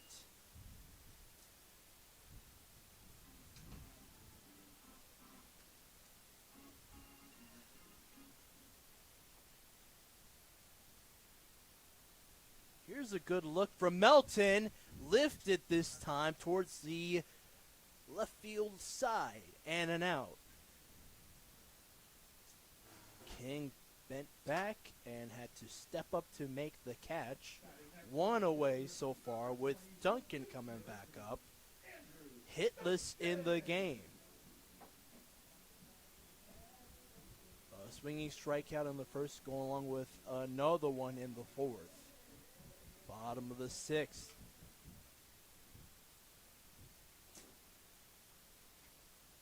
He looks through a fastball, outer and lower corner.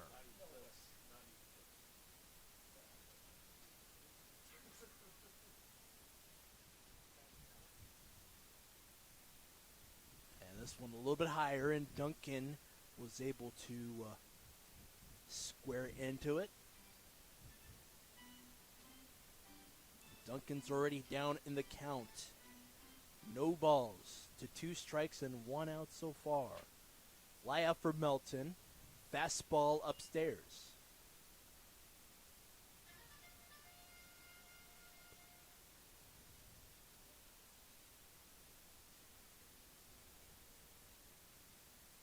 One, two in a hurry. It's up in the air this time, and it's tagged on through. Lopez is able to glove it. And Duncan with a quick jog, I might add, to the dugout, springs up Hawkins. You want to know how baseball is a crazy game? Oh, one more time? You want to know how baseball is a crazy game? Yeah, go ahead. One Cropdusters hitter hasn't reached base. You know who that is? Andrew Mr. Duncan, the hottest yeah. hitter on the team. Wow. Crazy. Hawkins on a controversial call back in the third. Trying to angle to third. The initial call was he was safe there. And on review, they went back on it and it was an out. Nice fastball there, that time for Merritt.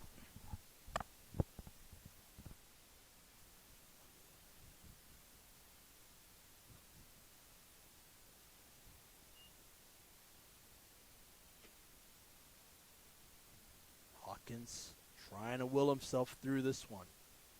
2-1 the count. And the delivery misses.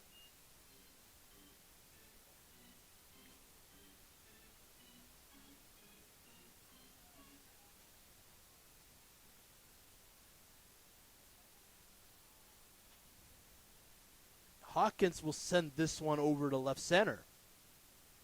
On it there is Polizzi. 3 flyouts, and the Cropdusters still hold on to their 6-0 lead.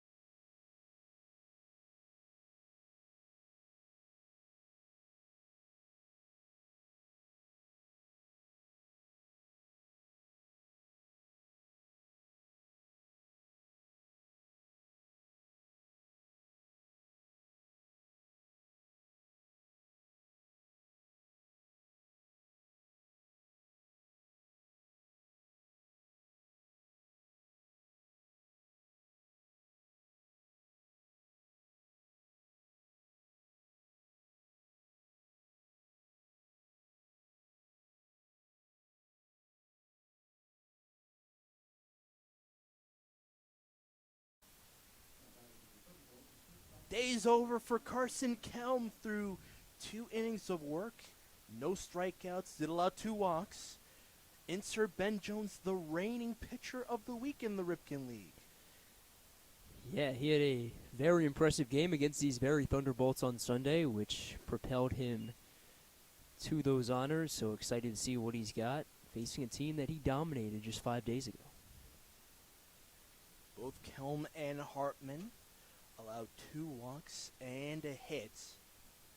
Kelm had 7 strikeouts on the day, up the middle on the ground ball for the leadoff man in Acosta, who had the previous hit in the day, the only one. This is the second one on the day. Ben Jones on that first few offerings allows a ground ball and a single. And now this brings up Keeler once more.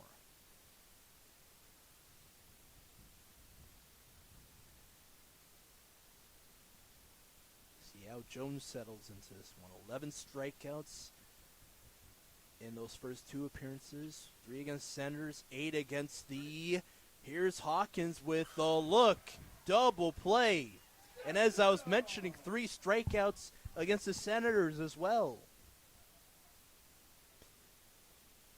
Hawkins is a guy with strong baseball IQ. Starts off that double play.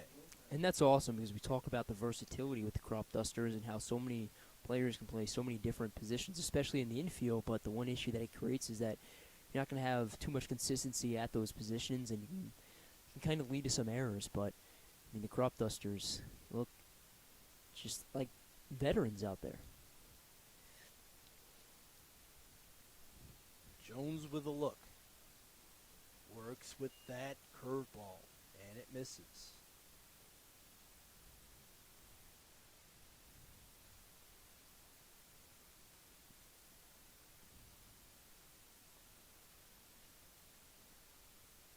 Now to that fastball. Swing and a miss that time.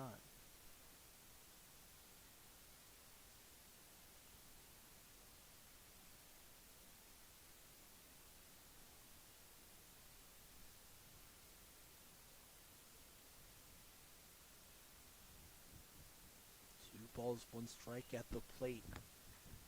Jones misses it opposite side. This one towards that low and inside corner.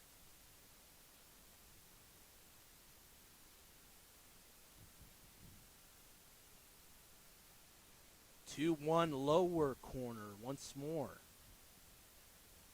2-2 the count. Called strike at the plate.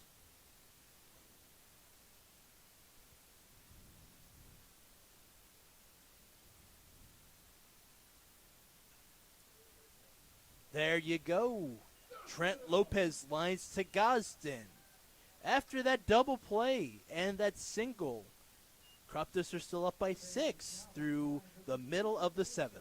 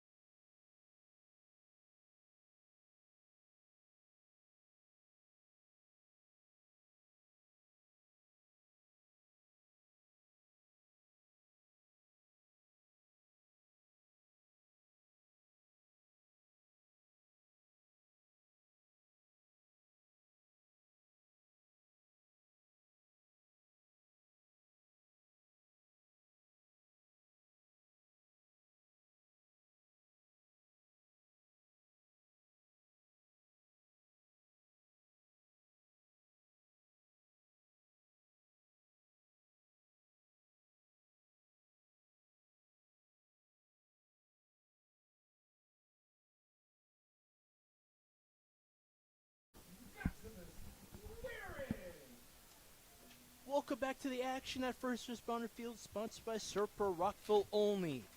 Max Waring is set to go against Merritt. And Merritt himself has 4 strikeouts on the day. And Waring is a guy who loves to swing out early offerings.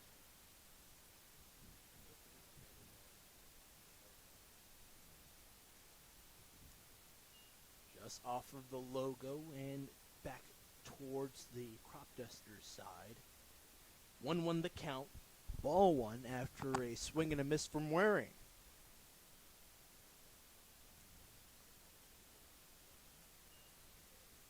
Fastball angling upstairs. Waring, after that swing and a miss, is back ahead of the count. Leadoff guy has run as well as a walk early on in this contest.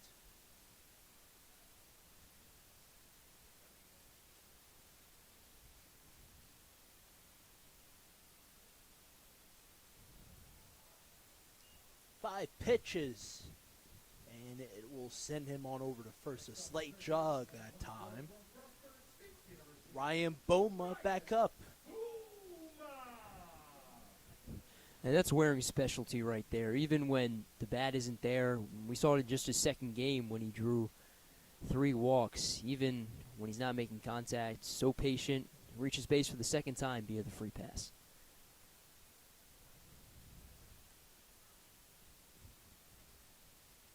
Fastball high and outside. Ryan Boma with a good look at it. First offering misses the zone. And the 1-0 is pumped through that time. Just a bit outside, a little bit lower.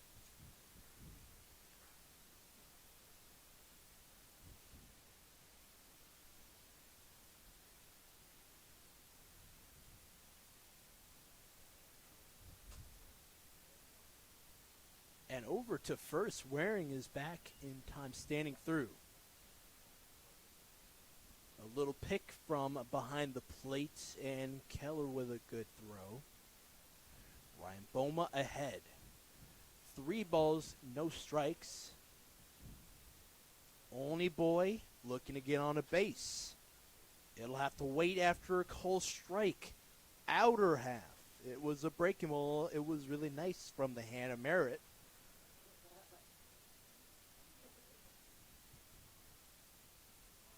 Waring thought about moving over from first to second, and he will move on up after a balk from the pitcher.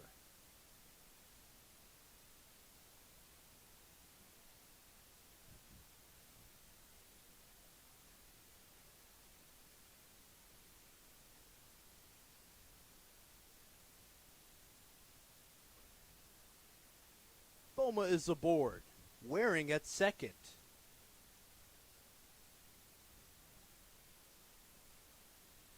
And now up is Sam Weinstein from Georgetown Prep in his first at-bat. It'll have to wait after this mound visit from Keller.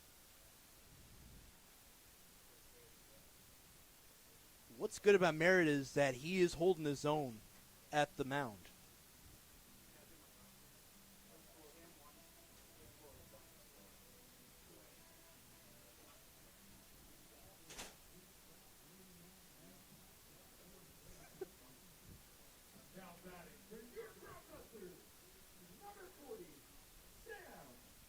So yeah, what do you think of Merritt's command at the plate? Yeah, it's gotten away from him here in later stages of this game, back-to-back walks, but it can all change. We saw the Cropdusters turn 2 the previous inning, 1 of 2 double plays for them, so all you need to do is just put one on the ground, and you're 1 away from getting out of the fray. Weinstein played travel ball with Andrew Duncan as well as with Georgetown Prep, a guy he has high praise for. Looking for quality at bats just like Sakai Hawkins. He went around the offering. 1-1 the count. 2 men aboard with Waring at second and Boma at first. Both of them got on base with a walk. Previous one took 4 pitches to get him on. Fouled into the glove of Keller, and it's a strike. Second one, 1-2 the count. Cheating himself a little bit more to the plate. Batting right, Weinstein against Merritt and a good hack at it. He's down on that 5th offering, and it will spring up Jimmy Bell.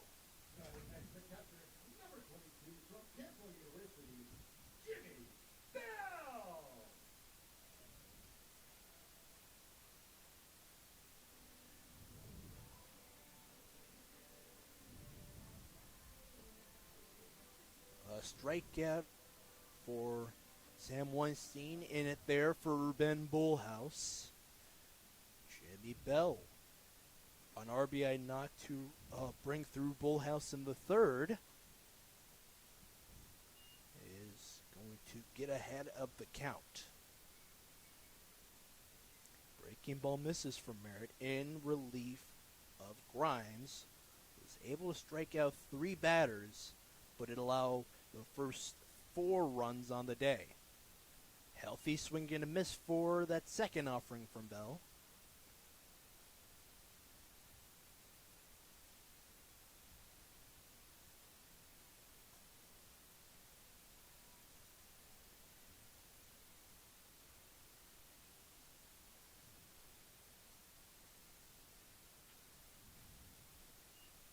Bell clips this one to the side.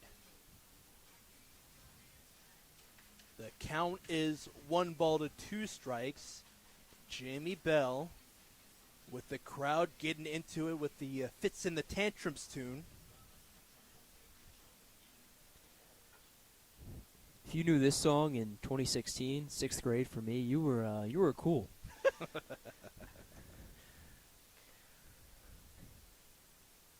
2 men aboard, and Bell is going to pop this one in the infield grass towards the line that time, and on it is Camacho.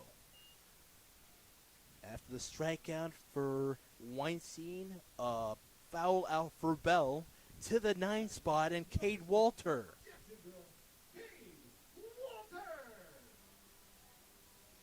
In relief of Grain has a knock. And it's nice because it gives you another left-handed bat, and that's one thing I really like about this lineup is that they're spacing out their left-handed hitters. You have Melton hitting 2nd, then Waring hitting 5th, Bullhouse 7th, and now Walter 9th. So you're kind of spacing out those left-handed hitters, which is a really nice thing to see. Fastball misses outside. Cade Walter from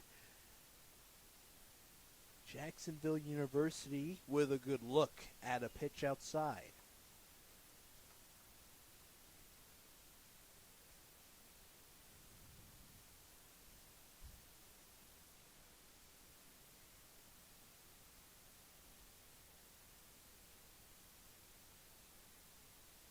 With a good look to Waring. Merritt won't offer to Walter. 2 balls, no strikes at the plate for the Dolphin.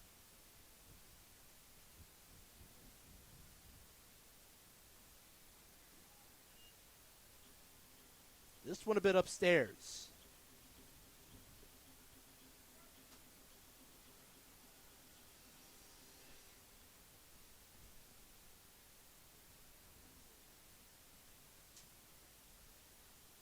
Gosden staying put at first. Now Walter is aboard. 3 base runners on. They're loaded. And it will spring up Ray Martino, the pitching coach for the Thunderbolts.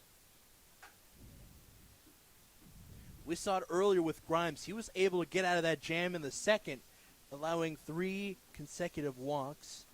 And all these base runners are on with walks of their own. And still a very good chance for him to get out. He's got 2 outs, so just needs 1 to get out of the frame.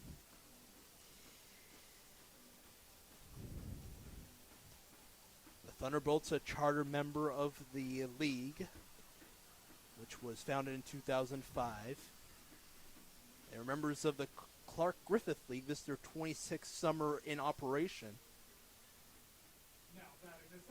Co-champions in that inaugural season with the Big Train, and then 2006 won it all. Mountain visits over. Top of the order with Gosden, with Walter at first, Waring at third, and at second is Ryan Boma.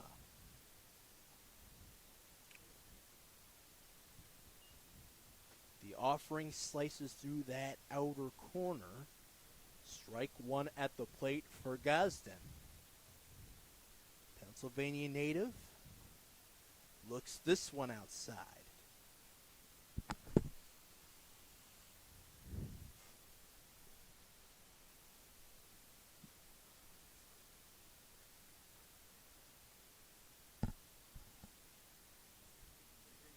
Another look and called strike at the plate.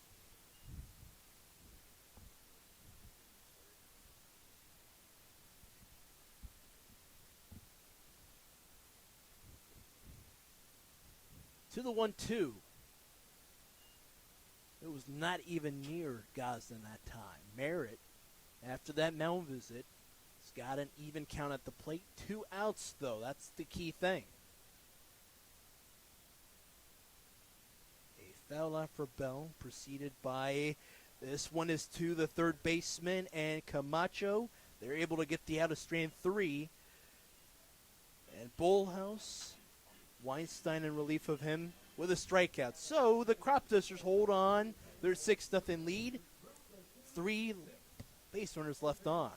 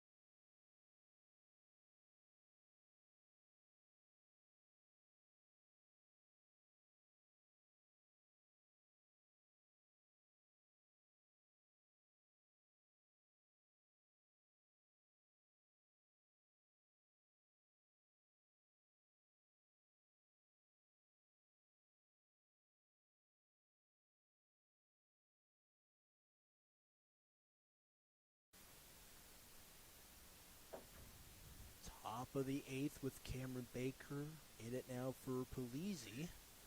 Going against Ben Jones. Lifted up in the air. That one's to right of center. Cheating after it is Melton. A quick out for Baker. Brings up Camacho, who had that crucial third out in the previous frame.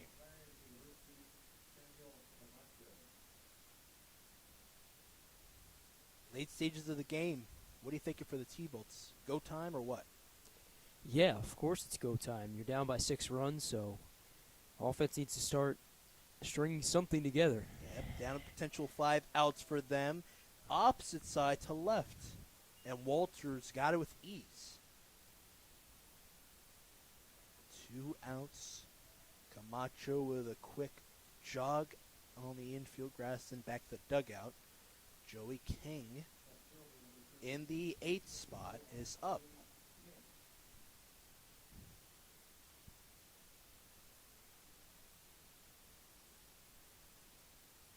King flew out twice. This is his third plate appearance.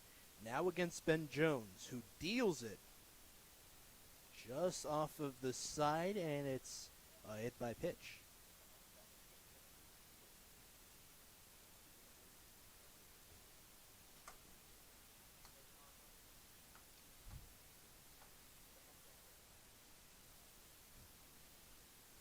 Now to the bottom of the order with a Bell Conference over at the mound. Matthew Kim from Marymount is waiting just a couple of inches away from the right batter's box. Brock Hunter is going to have a quick chat with him as well.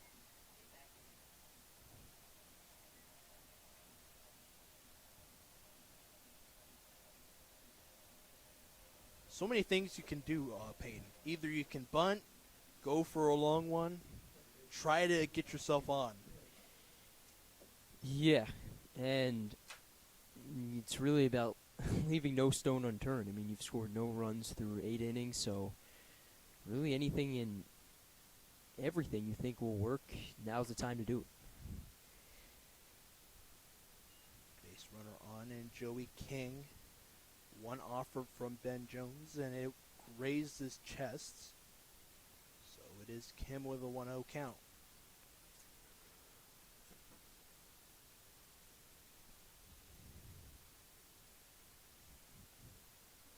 Nice breaking ball that time for Jones, and it clips that low and outside corner.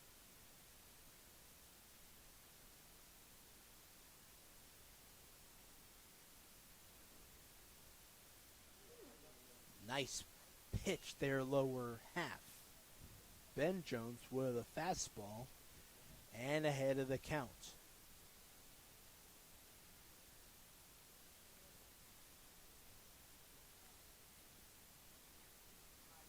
And this one will be gloved by Gosden, and the throw in there to retire Kim in the top of the 8th. Leaving a man on.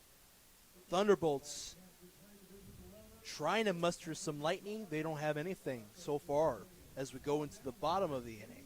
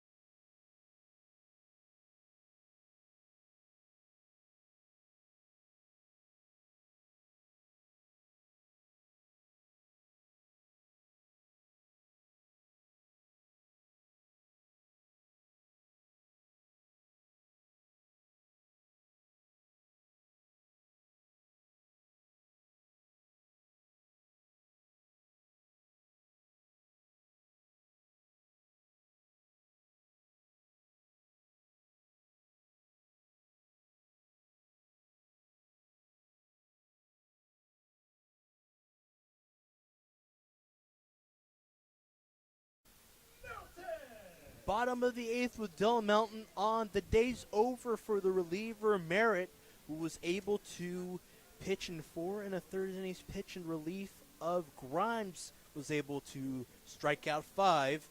Bring up Jabril Scott from Benedict College. Last made an appearance, his only appearance on the season, 6 days ago against the Aces. Went 2 innings, allowed 2 earned runs, 2 strikeouts, a lot of 2s as he makes his second appearance on the season. And he's going to up against one of the hot batters in this lineup.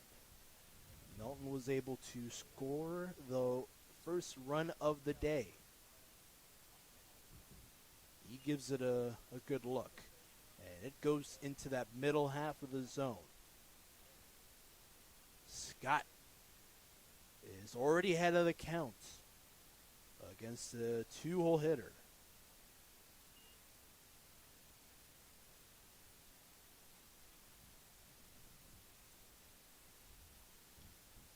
T-Bolts down 5.5 games in the standings.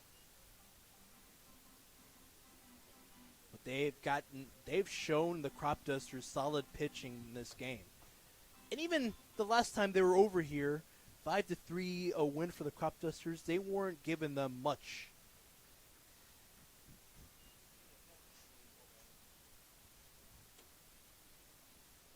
What a great play from Scott to get the out.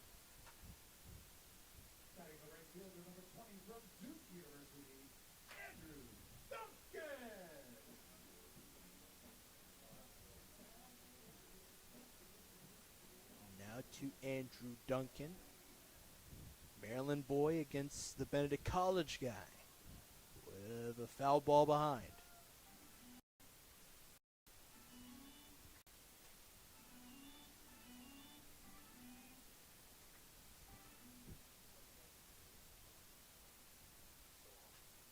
And he will line this one up the left field side. Duncan with his first hit is aboard. We talked about it. He was hitless today. He was able to redeem himself with that. And with that, every single Cropduster in the order has reached base. Top to bottom, this is a stacked group.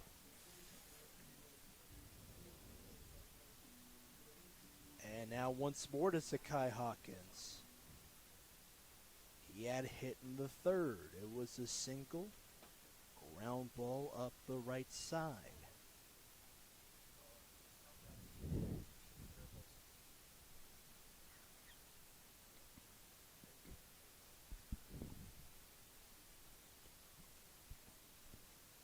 Man will move up from first to second. And Duncan with some speed out there. He's got a stolen base.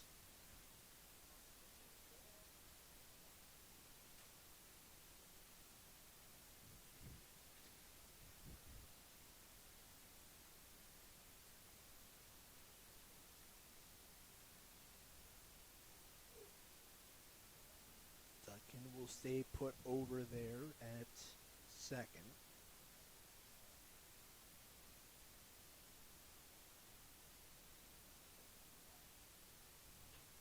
Hawkins will deliver this one over to left center to the warning track.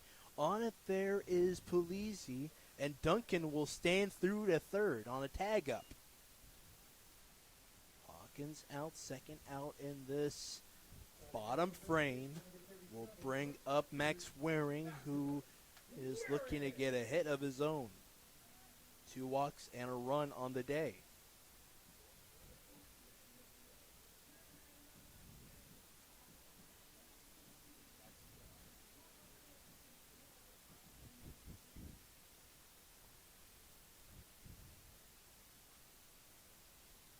Clipped off of the plate.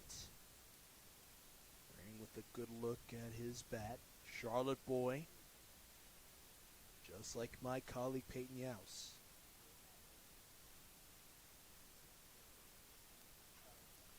And this takes 2 hops away from the sight of Kim, and it will score Duncan. The 7th run comes across.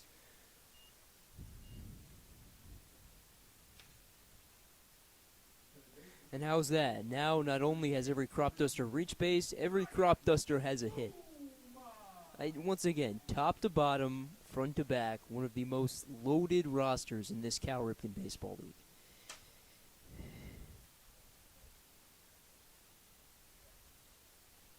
Waring with an RBI and a knock. Another insurance run comes through. Ryan Boma looking to get something going here. Foul ball, 0-1 the count. The local boy with Waring at first. They look his way.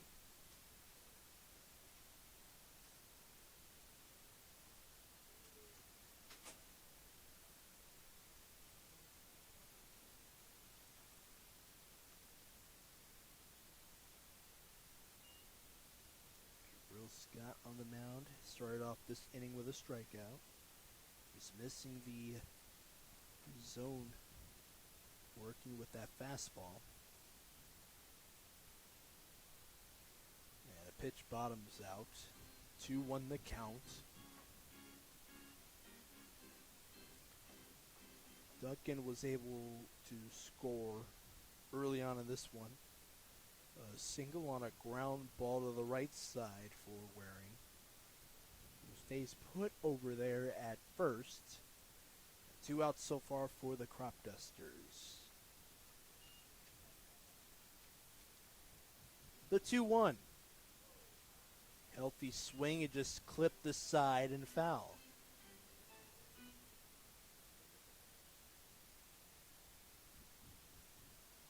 And it might have gotten a piece of the catcher and Kaler, Brock Hunter, as well as Becky, the athletic trainer for the Cropdusters, having a quick chat with him.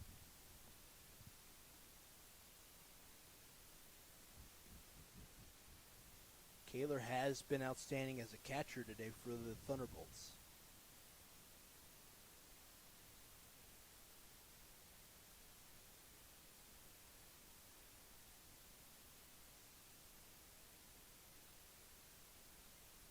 Brock Hunter takes his exit, as well as the athletic trainer here. Looks like he's good to go. Might have grazed his arm as it went behind.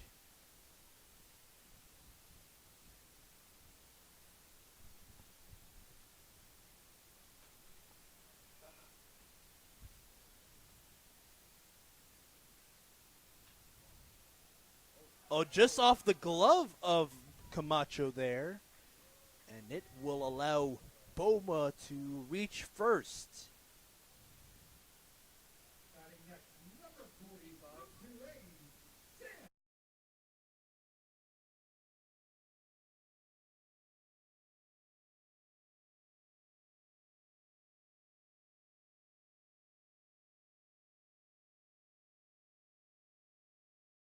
Sam Weinstein will lift this one over to right. 3 outs. And Weinstein, after a hit from Boma, will step aside with the last half of the frame. If it stands, will be up now.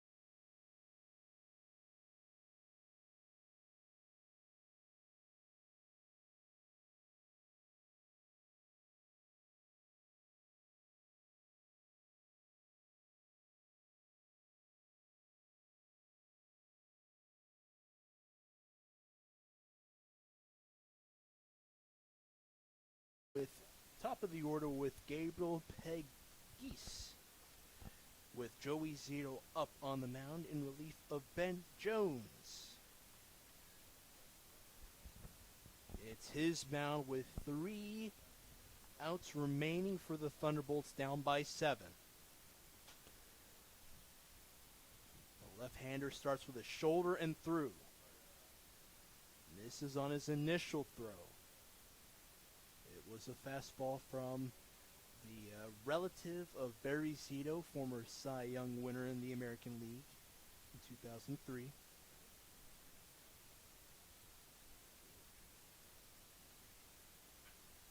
Oh, lifted up in the air, this time over to left. It will stay foul.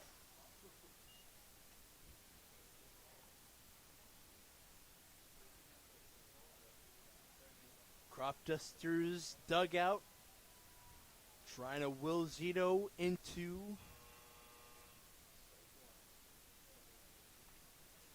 a crucial win for the Cropdusters, going up to 15 wins on the summer. They'll take it for the doubleheader coming up against the 10-10 Alexandria Aces, and then to the Gaithersburg Giants, who have started to come up with some wins in their own right. Zito. This is the 1-1. Update you on scoreboard from around the league. Alexandria up 4-0 against the Braves at Frank Mann Field. Bethesda up against the Giants 3 runs to nothing. And a close contest in the bottom of the 5th with a pitch. And this one's in the inner grass. And Boma with a charge. A man will move up to first. Pegis with an infield knock. Bottom of the 5th, Senators up against the Grays at Talbot Field. 3-2 is the score. Yeah. To go back to that big train score, if it holds, definitely something to monitor for the Cropdusters. Right now, Cropdusters have a 2.5 game lead over the big train, but they've definitely started to pick up their play as of late. Hovering around that 500 mark. They're 11-8 on the season now. A win would put them to 12-8, so definitely creeping up on these Cropdusters.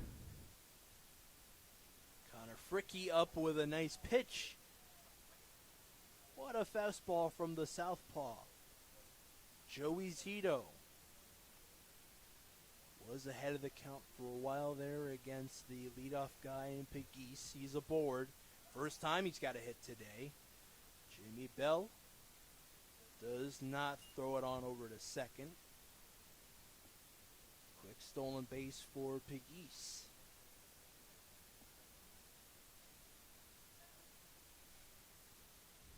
Ball 1 to go with called strike 1. Early on for the 2-hole hitter in Fricky. Lifted foul to the right.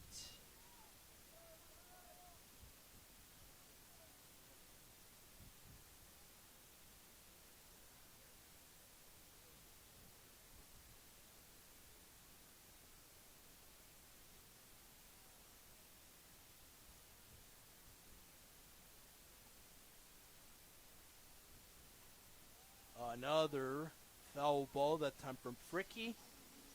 Joey Zito ahead of the count.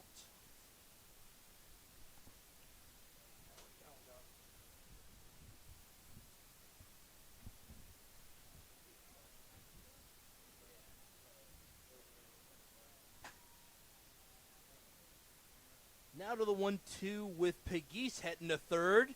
Punch out at the plate, though. 1 out. And Zito with a strikeout to get the out, a crucial out, 2 outs remaining. Yeah, big time strikeout right there. His 7th on the season in just 5 1/3 innings pitched. So just continuing to be a steady presence out of the pen. It'll be tough for Pegis to steal home. Jimmy Bell behind the plate. And up there now is Acosta. The lone bright spot, a foul ball for him, 2 singles, one to the right side, and then a ground ball up the middle in the 7th.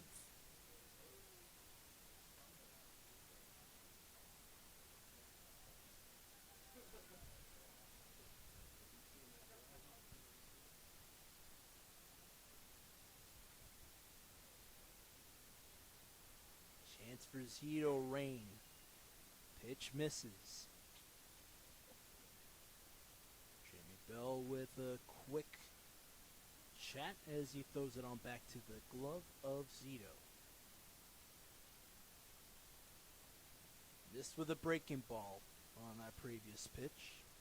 At third with 2 stolen bases to go along with a knock here in the 9th.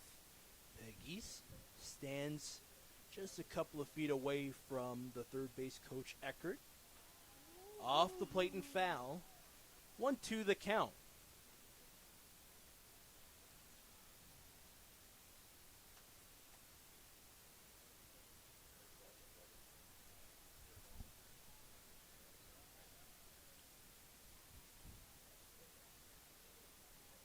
Zito.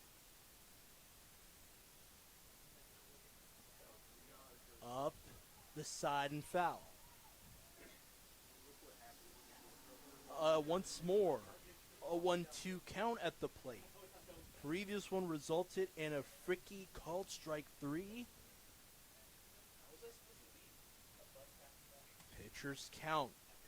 Zito looking to close things out, an East Strasburg guy. Just misses low and inside.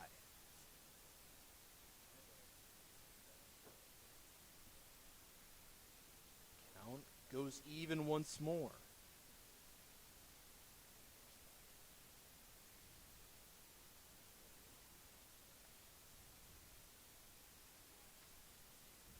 Defensive swing into the glove of Gazin.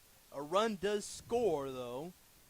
Cropdusters showing life with that run from Pegues.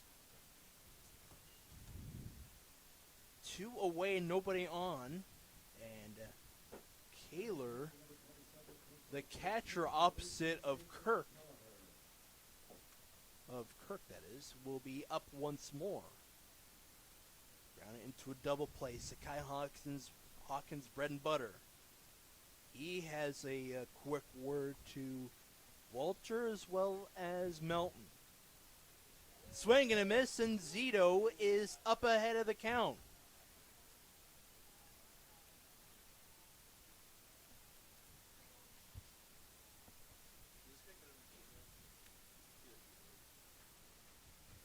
Zito with the crowd in his shoulder. He will miss the zone again. Fastball, low and inside. Even count. Last 2 batters had a 1-2 count. One resulted in a ground out, and the other one was a strikeout for Zito. Swing and a miss low. And the third time we've seen this count. 1 ball to 2 strikes.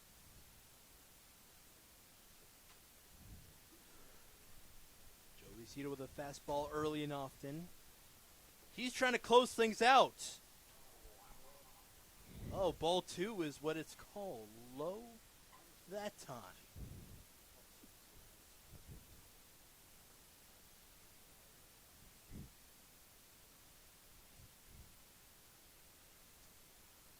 For the 15th win of the summer, Zito misses the zone and away from the glove of Kirk. Count runs full.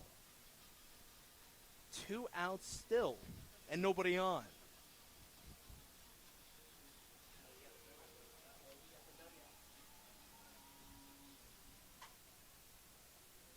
Cropdusters crowd trying to pump up Zito as well as the dugout of the home team.